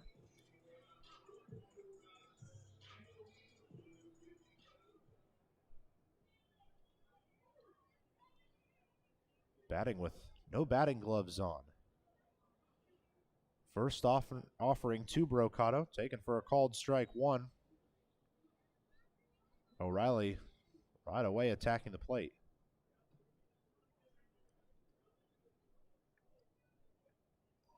They're still rather early in the contest, but of course we're keeping our eye in Schaumburg.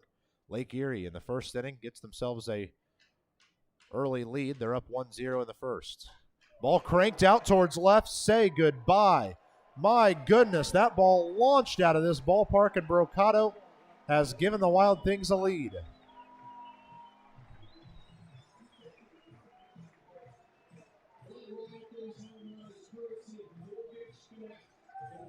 Two runs are going to score on a monster home run from Brocato. There was absolutely no doubt.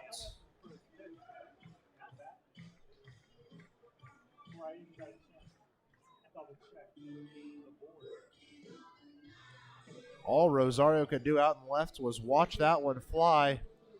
And the Wild Things have grabbed a 3-1 lead now here in the bottom half of the fifth inning.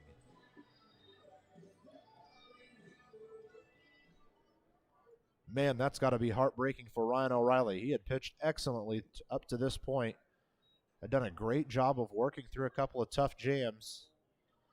But one pitch wrongly placed has given Washington a lead. 1-0 to Peterson. He sends one on the ground towards Davis at third. He'll throw across the diamond to first in time for the final out of the inning. But that comes right after a 2-run home run from Anthony Brocato that has put Washington on top. After 5, it's Washington 3, Evansville 1 on the Otters Digital Network.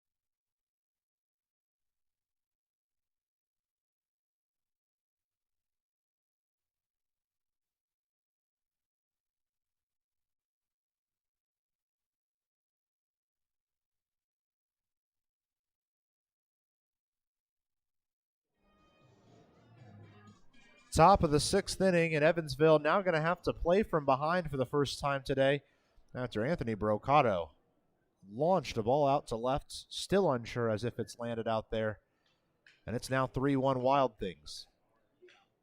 Biermann's going to kick off this half inning. He grounds one to the right side to start it off. Biermann, McNamee, and Armstrong are the 3 due up in the half inning. Biermann's 0 for 2 with a strikeout and a fielder's choice that was hit right back into the glove of Whalen.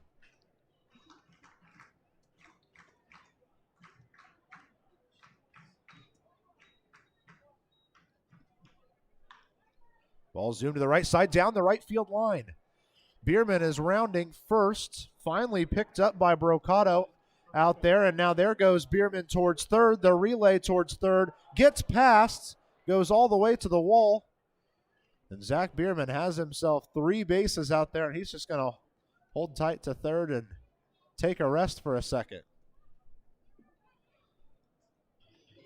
In this ballpark, if you can hit it right down the foul line, you're likely going to get 3 bases. And right there we see Biermann do it, his 4th 3-bagger of the year.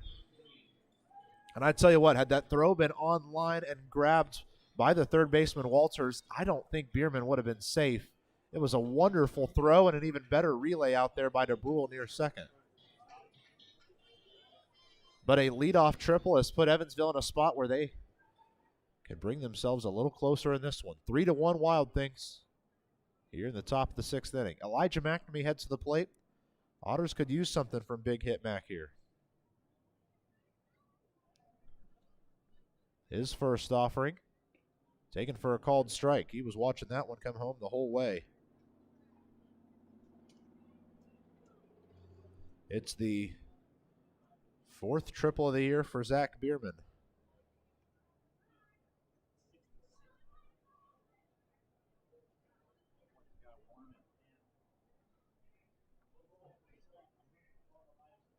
The 0-1 to Elijah McNamee. Lifts this one high and foul down the right field line. Peterson's underneath it and brings it in for out number 1. Otters do have a man warming up in the left field pit. Kevin Davis right now is the man throwing. He's been really good in his last couple of opportunities, but the one thing about those last couple is they've come with a 3 or 4 or 5 run deficit on the board for Evansville. So this will be one of the first times we get to see him in what is still a very close game for Evansville, and potentially could be even closer if someone can bring home Biermann from third.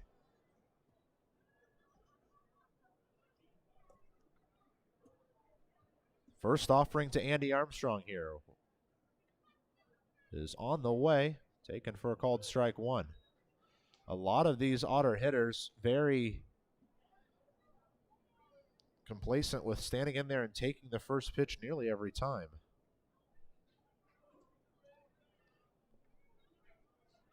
Oh, 1 the count for Armstrong with 1 out and a man at third. Pitch on the way. Stays too far inside and our count evens up.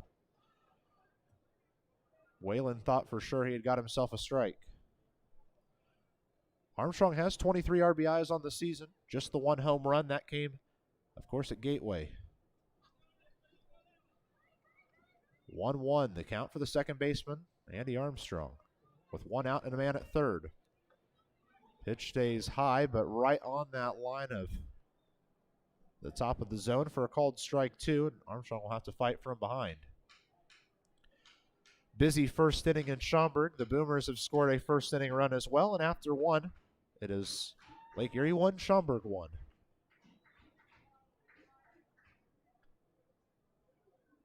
One ball, 2 strikes for Andy Armstrong. Whalen fires home.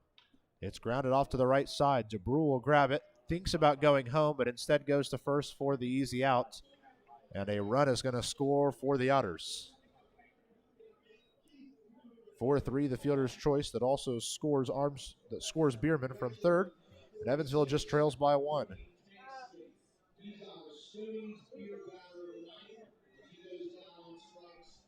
So that'll bring Brody Tanksley to the plate. 2 outs, bases empty. Otters trail just by 1 now.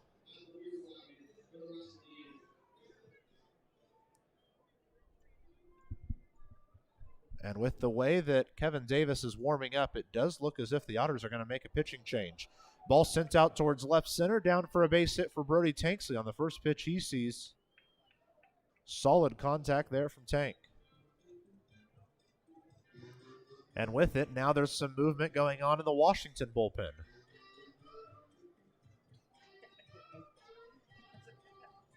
And because of it, we will have a meeting at the mound as the manager, Tom Veith, will have a walk out and talk with his pitcher, Whalen, and catcher, Balego, likely to help buy some time as well. Dan Kubiak starts to warm up for Washington in the right field pen. Like I mentioned, Kevin Davis, the man that has been warming for Evansville, Looks like he has hit the pause button on his warm-up. The 2-out single belongs to Brody Tanksley. George Khalil and Brian Rosario are the next two due up.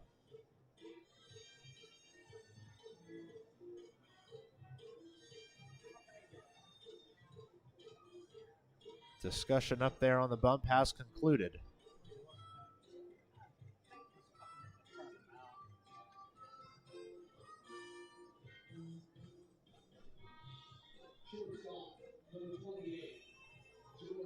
So here comes the Australian shortstop, George Khalil. Once again trying to extend an inning just as he did back in the fourth. Back in the fourth, there was also 2 outs and Brody Tanksley on first. First pitch to him. He shows bunt. They're going to check down at first, but Tanksley does a good job to work his slide towards the outside and keep himself out of the tagging range.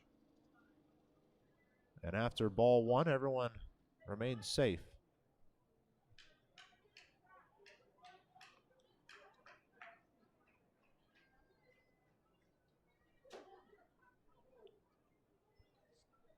Khalil ready to go on the 1-0 pitch. Tanksley with a much smaller lead at first now. 1-0 to the plate.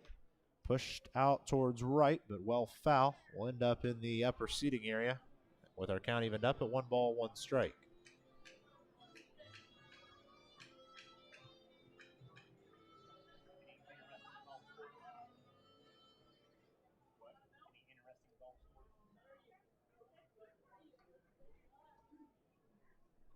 One the count as the pitch comes home to Khalil. Taken for ball 2. Whalen's certainly starting to tire up there on the mound.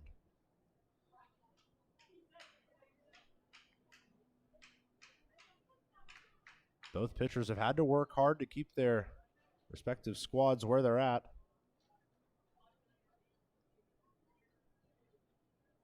Whalen trying to hold on for one more out here.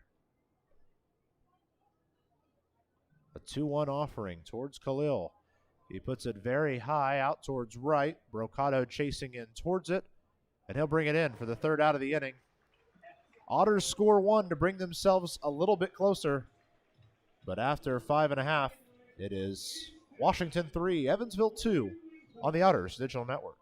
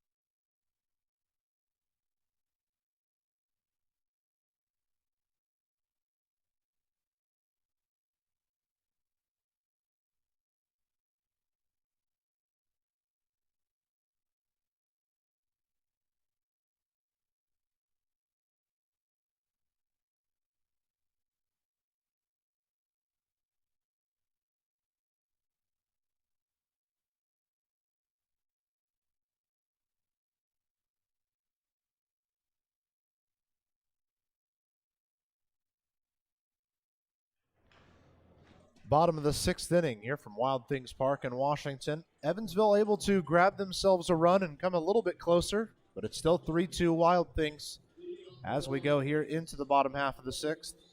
due up for Washington. Wagner Lagrange, Andrew Check, and Cam Bellego.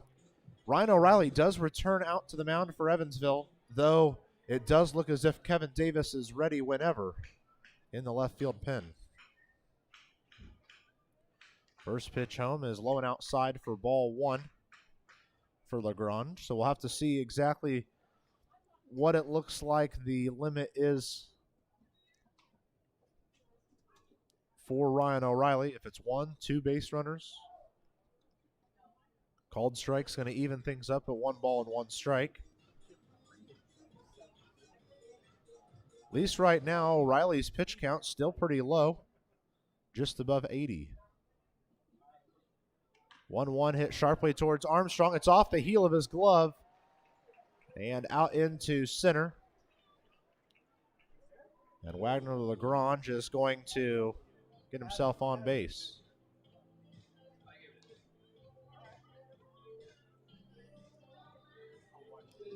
So Lagrange will reach on the leadoff single.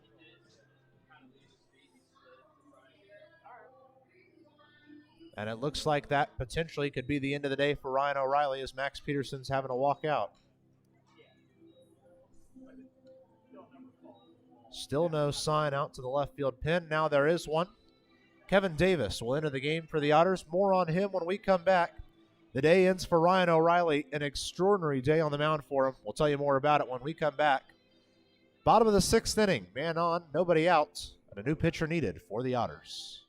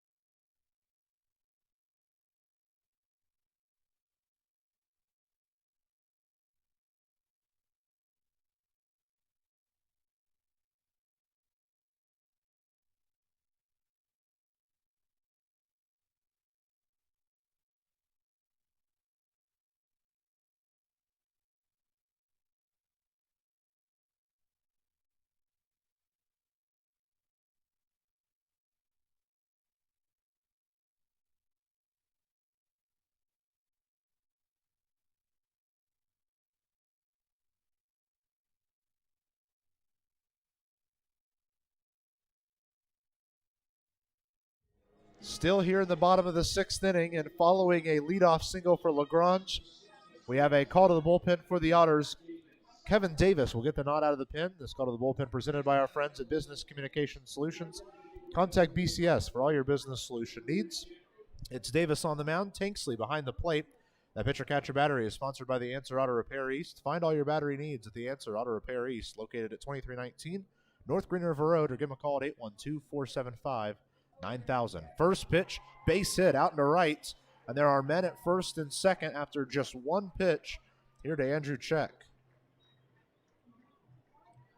This is the terrifying place to be in when you're facing this Washington team. Slight lead back half of the game. This is where they start to grab incredibly important insurance runs and start to, one by one, put you away. Men at first and second. Nobody out in the bottom of the 6th inning. Cam Bellego heading to the plate. He had the RBI single back in the first that evened our game up at 1 run apiece.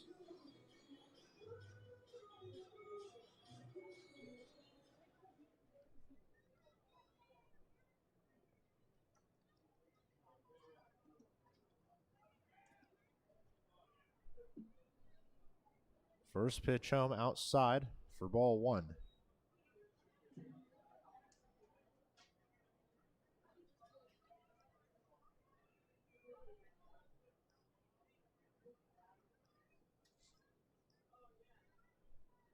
Long wait for Davis.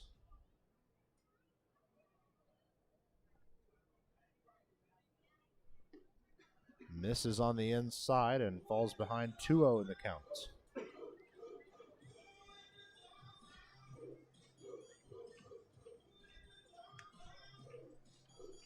To find the last appearance for Kevin Davis, just go back to that final game against Florence. He pitched 3 full innings, giving up no runs, no hits, walked 2, but he struck out 7. 2-0 home sit right into the glove of Davis, but there will not be a second play. It'll just be out number 1, ever so close to a base hit that could have potentially scored another run. Luckily for the Otters, though, they're able to grab their first out of the inning.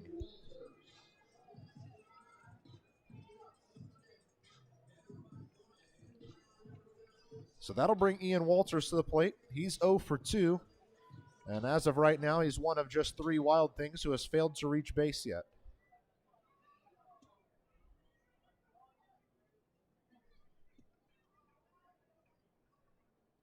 First pitch home, high outside, ball 1.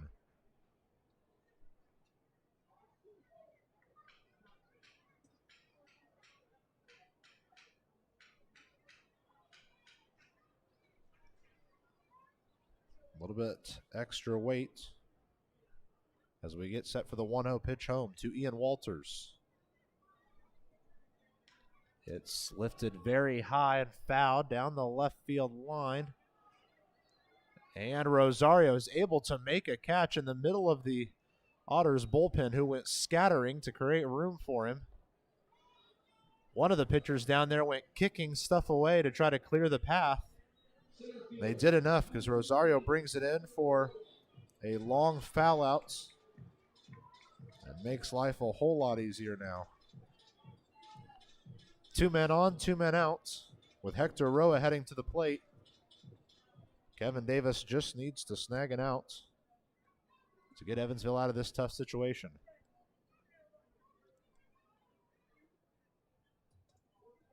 First pitch home, swinging strike 1.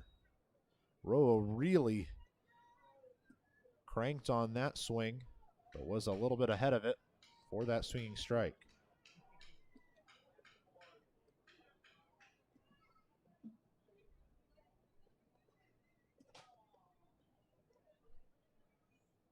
Oh, 1, getting set to come home for Hector Roa. It is foul tipped up into the mask of Tanksley, and somehow it took the mask off of Tanksley. And because of it, Mike O'Leary, our home plate umpire, will go and walk a new ball out to Davis to give Tanksley a couple extra seconds to reset. You see plenty of pitches come in and bounce into the mask. Not often you see it completely take off the mask. But the count is down to 0-2 for Hector Roa. Kevin Davis searching for his first German-American Bank strikeout.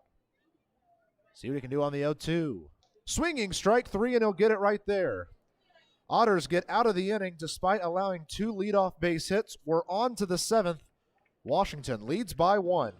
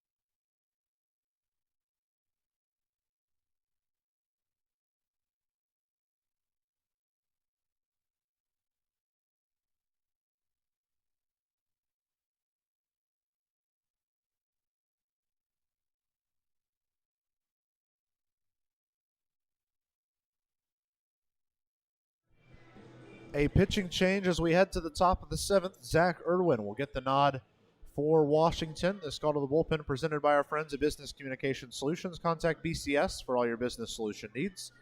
Irwin on the mound. Bellego behind the plate. That pitcher-catcher battery is sponsored by The Answer Auto Repair East. Find all your battery needs at The Answer Auto Repair East, located at 2319 North Green River Road, or give them a call at 812-475-9000. Final line for Rob Whalen on the evening. Gives up 2 runs on 7 hits in 6 innings of work. He walked 1, struck out 4 through just 97 pitches in the outing. It's the Edward Jones leadoff hitter of the game, Brian Rosario, due up for Evansville. He's now swapped over to bat as a righty, as Irwin on the mound as a lefty. Gordon and Davis are to follow here in the half inning.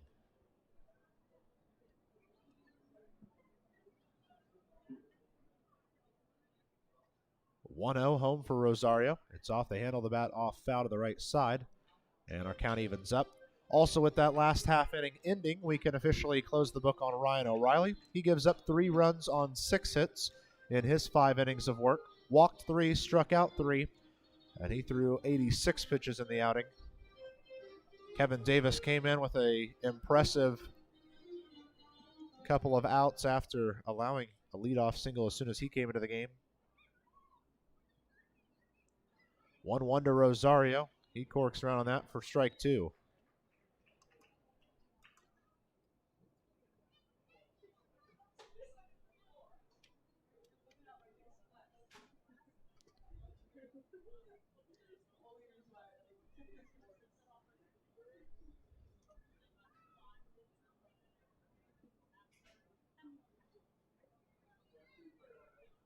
Ball sent off to the right side, foul. And Rosario will stay back at 1-2 in the count.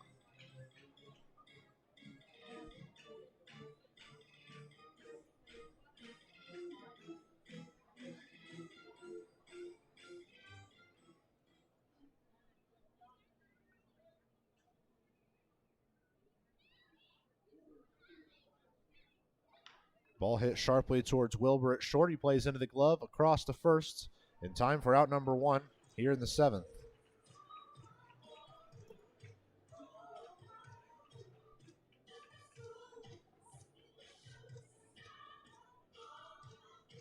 Center fielder, number 6, Miles Gordon.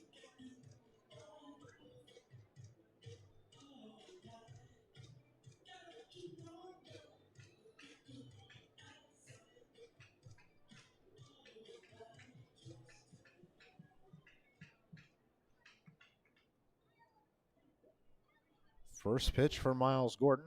On the way, he showed bunt for a second, and it's a called strike.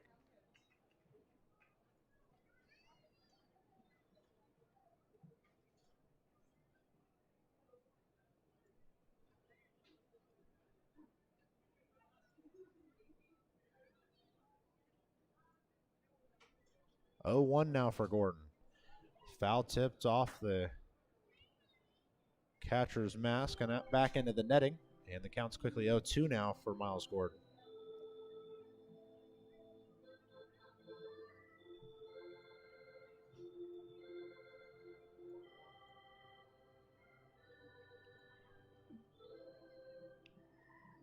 Defense not really making many shifts in this game.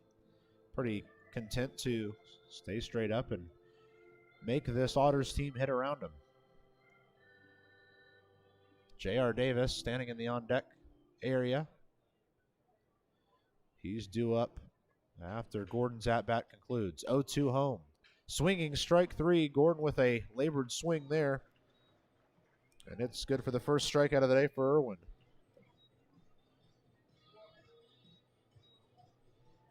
That line of these strikeout means no donation to Washington Food Bank, courtesy of Chinese Group. So J.R. Davis begins his walk to the plate with 2 outs, nobody on.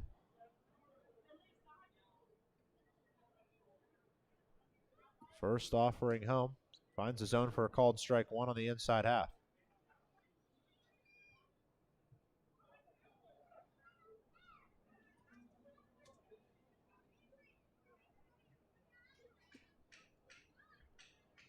No balls, one strike for J.R. Davis. Takes another pitch to the inside. This one stays too far in. With it, our count evens up 1-1. If you missed the social media announcement this afternoon or our announcement earlier in the game, J.R. Davis, with his hit last night, hit 500 career professional hits. 1-1 to him now is fouled off towards the right side. Of course, he answered it tonight with 2 quick hits to start his day. Just working his way further up.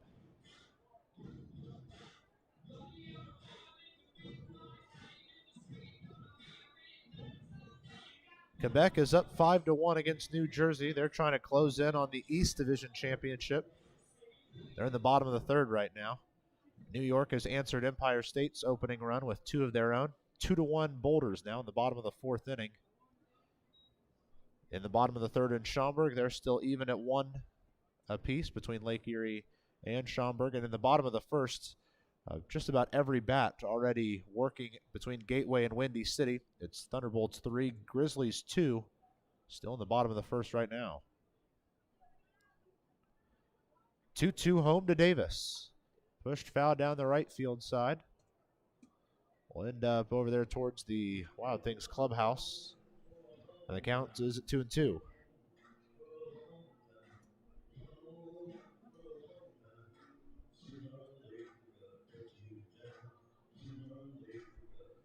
Neither bullpen needing to work now, as both have made their first option out.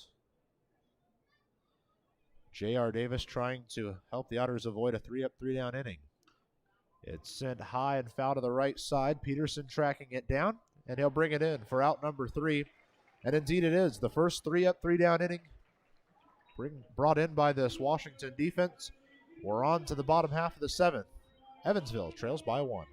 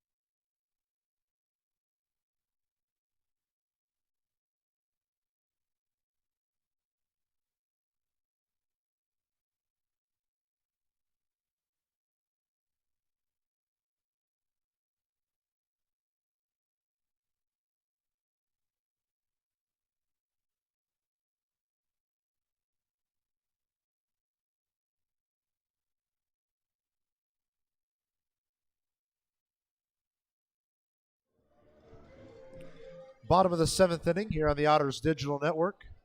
Tyler Wilbur, Scotty DeBrule, and Anthony Brocato, the 3 due up for the Wild Things here in the half inning.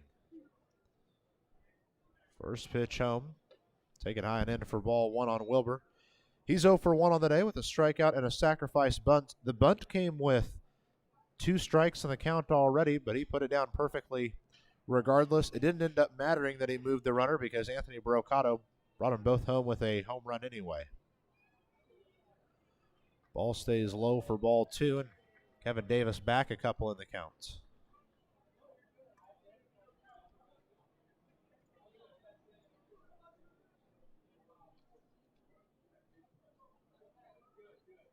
2-0 is launched very high in the infield to the left side. Davis, the third baseman, believes he's underneath it, and indeed he is for out number 1.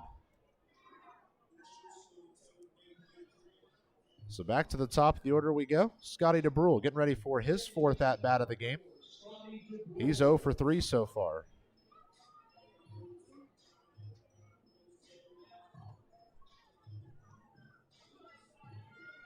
Don't forget the 3-game set and the regular season series between these two squads concludes tomorrow night. 7:05 local first pitch, which means it's 6:05 first pitch in Evansville. Before the Otters head to Northern Kentucky to close out the 2022 regular season. Still a ton to play for. Otters don't even know for sure if they're in the playoffs or not. Still work to do. 1-0 pitch home. Is sent out towards left. Rosario will work over towards his right side and bring it in for out number 2. So Anthony Brocato, who launched a baseball out of this place his last time up, heads to the plate with 2 outs and the bases empty.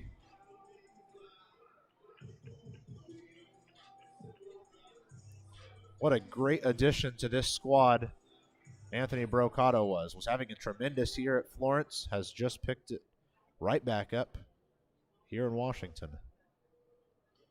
First pitch home to him. Misses on the high outside for ball 1. Kevin Davis, a mid-season acquisition for Evansville. Out of USC Upstate. 6'6" righty up there.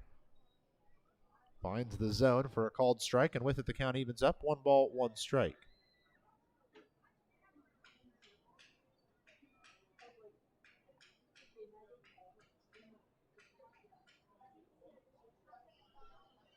One stays inside and low, and falling back behind in the count again is Kevin Davis. 2-1 the count.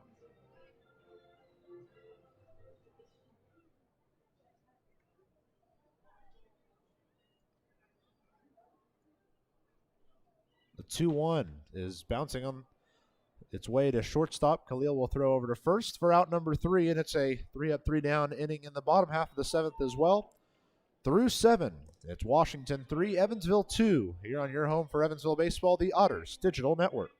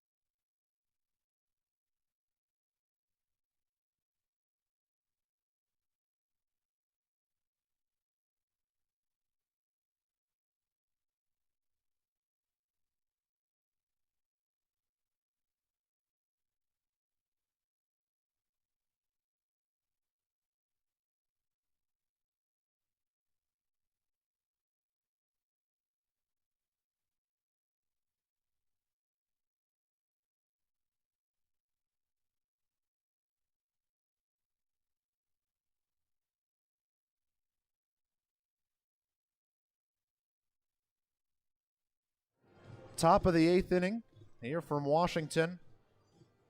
Otters were sat down in order there in the top half of the 7th, and Kevin Davis returned the favor in the bottom half. So down by 1, the Otters will trust Dakota Phillips, Zach Biermann, and Elijah McNamee to try to bring them a little bit closer.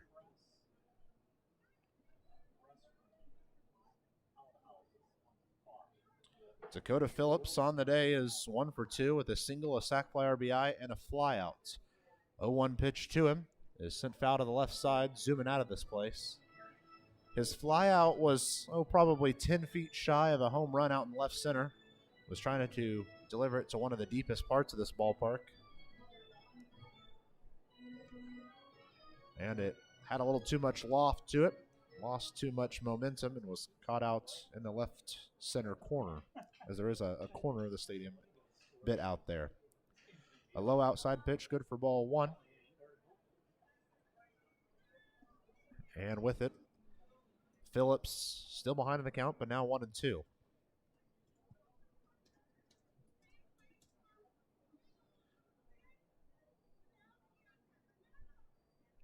Irwin fires home on the 1-2, and it's swung on and missed for a strikeout against Dakota Phillips, his first of the day. And Irwin has his second of the game. So with 1 down and nobody on, Zach Biermann heads to the plate.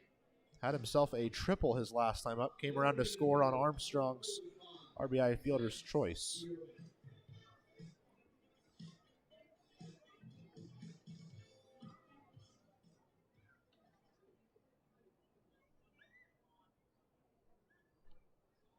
First pitch home. Finds his zone for a called strike on the outside.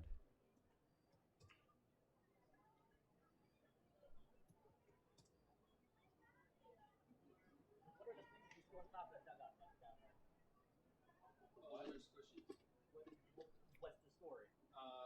0-1 count for Zach Biermann.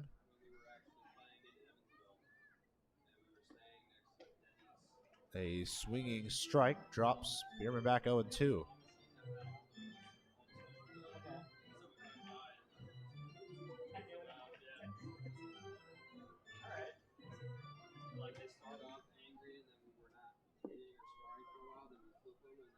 The 0-2 stays outside for ball 1. Just missing was Irwin there. It's a weird story. But find weird things. Find weird things that work.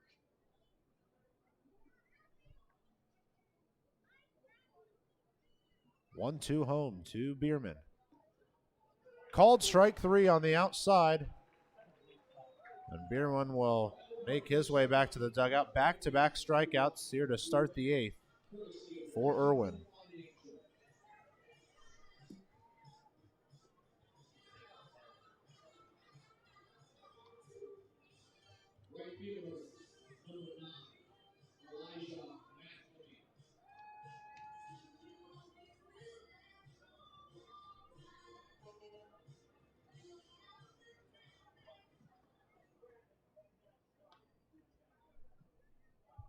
First pitch home to Elijah McNamee, inside for ball 1.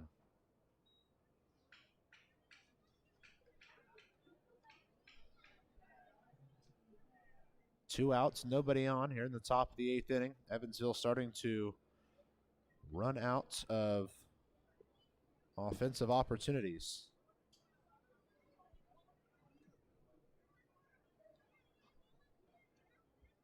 1-0 home. Zoomed out towards center. Roa will make his way over to it and bring it in for out number 3. Another occurrence of solid contact for the Otters. But it's right into an outfield glove. And we are on our way to the bottom half of the 8th. Evansville still trails by 1.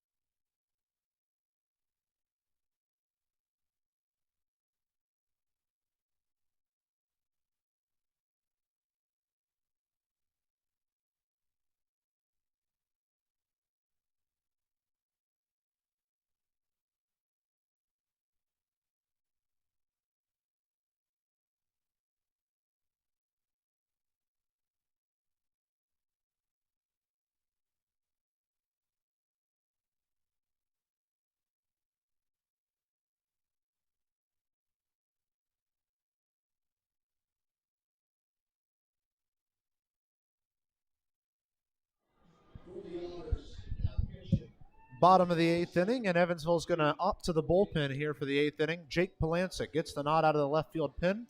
Out of the bullpen is presented by our friends at Business Communication Solutions. Contact BCS for all your business solution needs. Polancic on the mound, Takesley behind the plate. The pitcher-catcher battery is sponsored by the Answer Auto Repair East. Find all your battery needs at the Answer Auto Repair East, located at 2319 North Green River Road, or give them a call at 812-475-9000. Let them know Zane from the Otters sent you. First pitch home from Polancic. Misses for ball one. Polancic has been extremely good in his last few opportunities. In fact, he got the win his last time out due to the extra innings win from Evansville back in that middle game against Florence. He went 2 full innings in that one, gave up no runs, no hits, no walks, and struck out 4 in his 2 innings and grabbed a win. In fact, he hasn't given up an earned run in quite some time.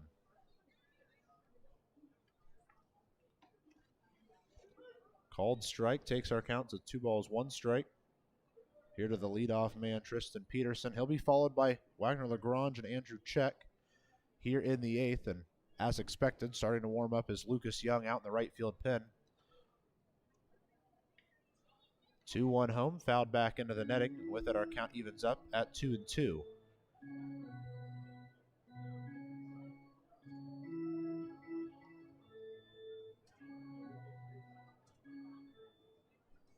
Nobody out, nobody on. Here to kick off this bottom of the 8th inning, Tristan Peterson looking at a 2-2 count. Pitch stays outside, and we'll have a full count to kick off the day for Jake Polancic.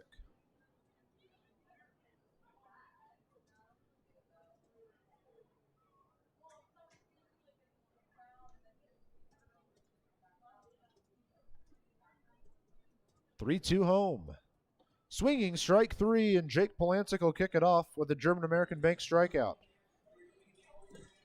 Attacked the zone and got himself out number 1 here in the 8th.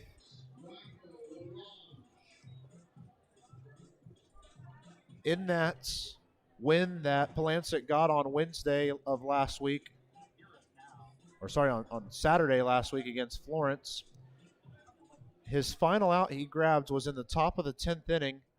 Brennan Price came to the plate with a man on third, which would have been potentially a winning run for Florence. Polancic went up there and threw only fastballs to Brennan Price, who eventually struck out in 4 pitches. It was one of the most impressive at-bats we've seen from Jake Polancic on the mound all year. 1-0 home, finds the zone and evens our count up.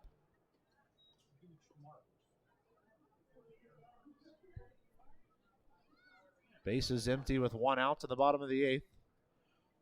Otters hoping to keep this a 1-run game and do something in the 9th. 1-1 home is fouled back into the netting. Gets a kick all the way out towards Phillips at first. He'll toss it into the bat boys for a 1-2 count now.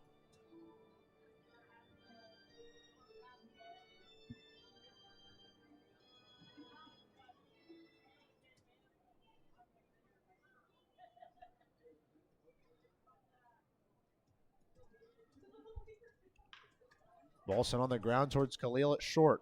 His throw over to first, and plenty of time for out number 2.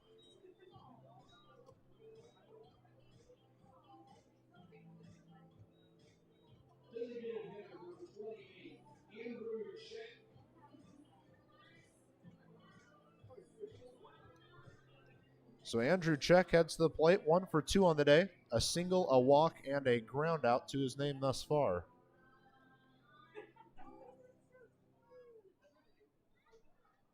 Again, the series concludes tomorrow, 7:05 first pitch local time, 6:05 back home in Evansville.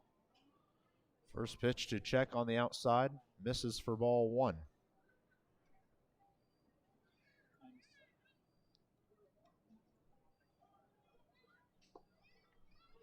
Polancic fires home on the 1-0 pitch. It's sent very high and foul to the left side. Davis will make a run over towards it and will bring it in for out number 3 over there in foul territory. We're on to the 9th, where the Otters need 1 to tie, 2 to take a potential game-winning lead. Don't go anywhere. 9th inning comes at you next.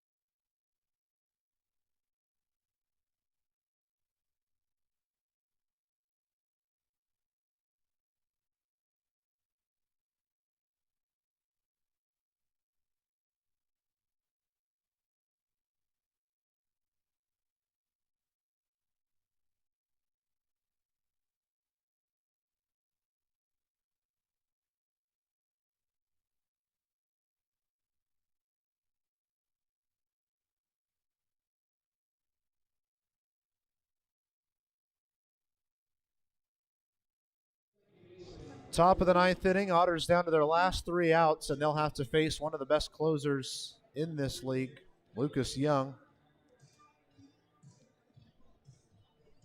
Andy Armstrong, Brody Tanksley, and George Khalil will head to the plate. First offering home to Armstrong. Misses high and outside for ball 1.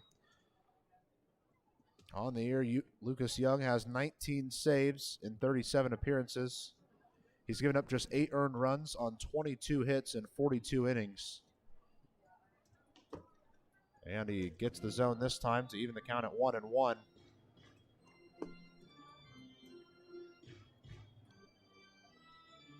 In that save category, he's behind just 2. Alexis Rivero and Lake Erie and Logan Sawyer here on this Evansville team. Half swing on the outside, takes the count to 2-1. Another check around the Frontier League for you in Game 2 of their doubleheader. Sussex County currently leads Tri-City 6-0. After a long wait, Trois-Rivières and Ottawa have had the game canceled due to rain tonight. I was already trying to make up yesterday's game. 2-1, misses up high for ball 3. And watch out for the Grays. Empire State score 3 in the 5th, and they have a 4-2 lead against New York. Quebec has scored a couple extra in the 4th and now leads 7-2 against New Jersey. And they are even at 2-2 between Lake Erie and Schaumburg. A ball grounded towards Wilbur at short and played over to first in plenty of time for out number 1. So again, Lake Erie and Schaumburg, even at 2 runs apiece. They're in the top of the 4th inning there in Schaumburg. And the bats continue to stay hot at Windy City, where the Thunderbolts lead Gateway 4-2 in the bottom of the 2nd inning.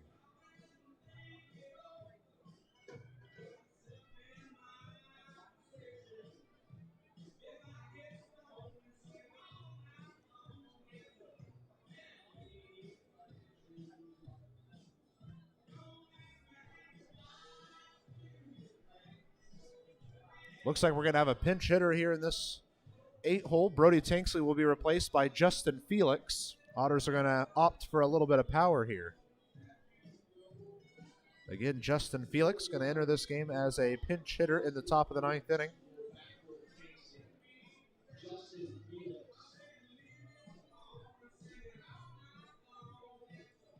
Brody Tanksley in the game was 2 for 3 with 2 singles, but this is obviously the Otters wanting the power that Justin Felix has.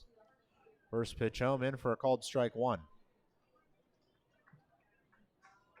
And it looks like we'll probably have a pinch hitter in the 9-hole as well, as Jeffrey Baez is currently in the on-deck circle for George Khalil. 0-1 for Felix. Thought about going around, but able to check his swing for ball 1. So the Otters going to bring out 2 of their bigger bats, hoping they can catch Lucas Young with a poor pitch and potentially tie this on 1 swing. 1-1 home. It's sent out hard towards center field. Roa will chase back towards the warning track at the wall, and it's in and out of the glove. There goes Felix. He's rounding second. There'll be a relay towards third. It's a great throw, and the man's out on his way to third.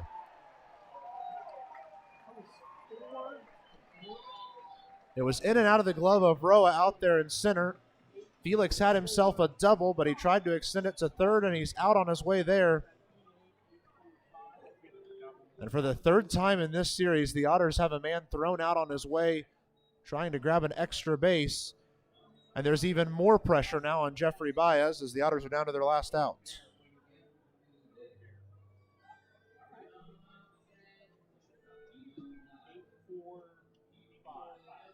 So another pinch hit now as Jeffrey Baez is heading to the plate for this 9-hole.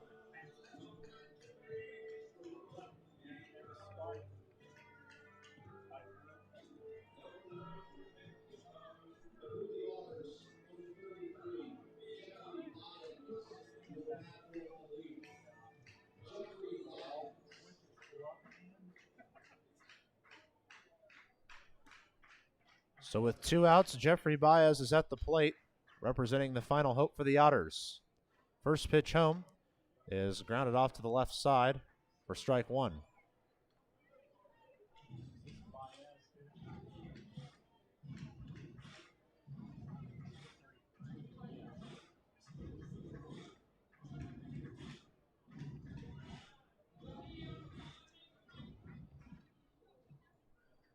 Oh, 1 count. Pitch comes home. Way out in front of it was Baez, and he's down to his last strike. So it looks like the Ottawa game, it has been canceled, and they're going to play a doubleheader tomorrow at 4 p.m. Eastern.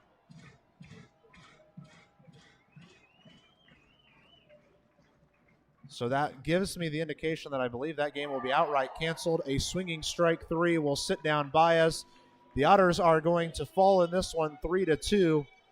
A loss that's going to hurt quite a bit. I mean, not only was this a game that the Otters had countless opportunities to score in, but it drops them back once again here in the division. They're still sitting here with a magic number of 3, but who knows what's going to happen later on with this Lake Erie-Schaumburg game. You're just going to have to keep an eye on how that one finishes up, because that will have a lot of indication on where this one ends up. There's a good chance we could wake up tomorrow and the Otters only have a 1.5 game buffer between them and Lake Erie. Otters have got to win, and they've got to do it now if they want to avoid the same fate that hit them last year, a late season struggle that ended up taking them out of playoff contention completely.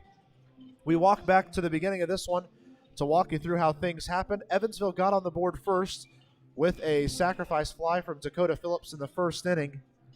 But right back at you, said the Wild Things, as a RBI single from Cambalego, even the game at 1 run apiece. All the way to the bottom of the 5th inning we go when Anthony Brocato launched a 2-run home run to left, giving them a 3-1 lead.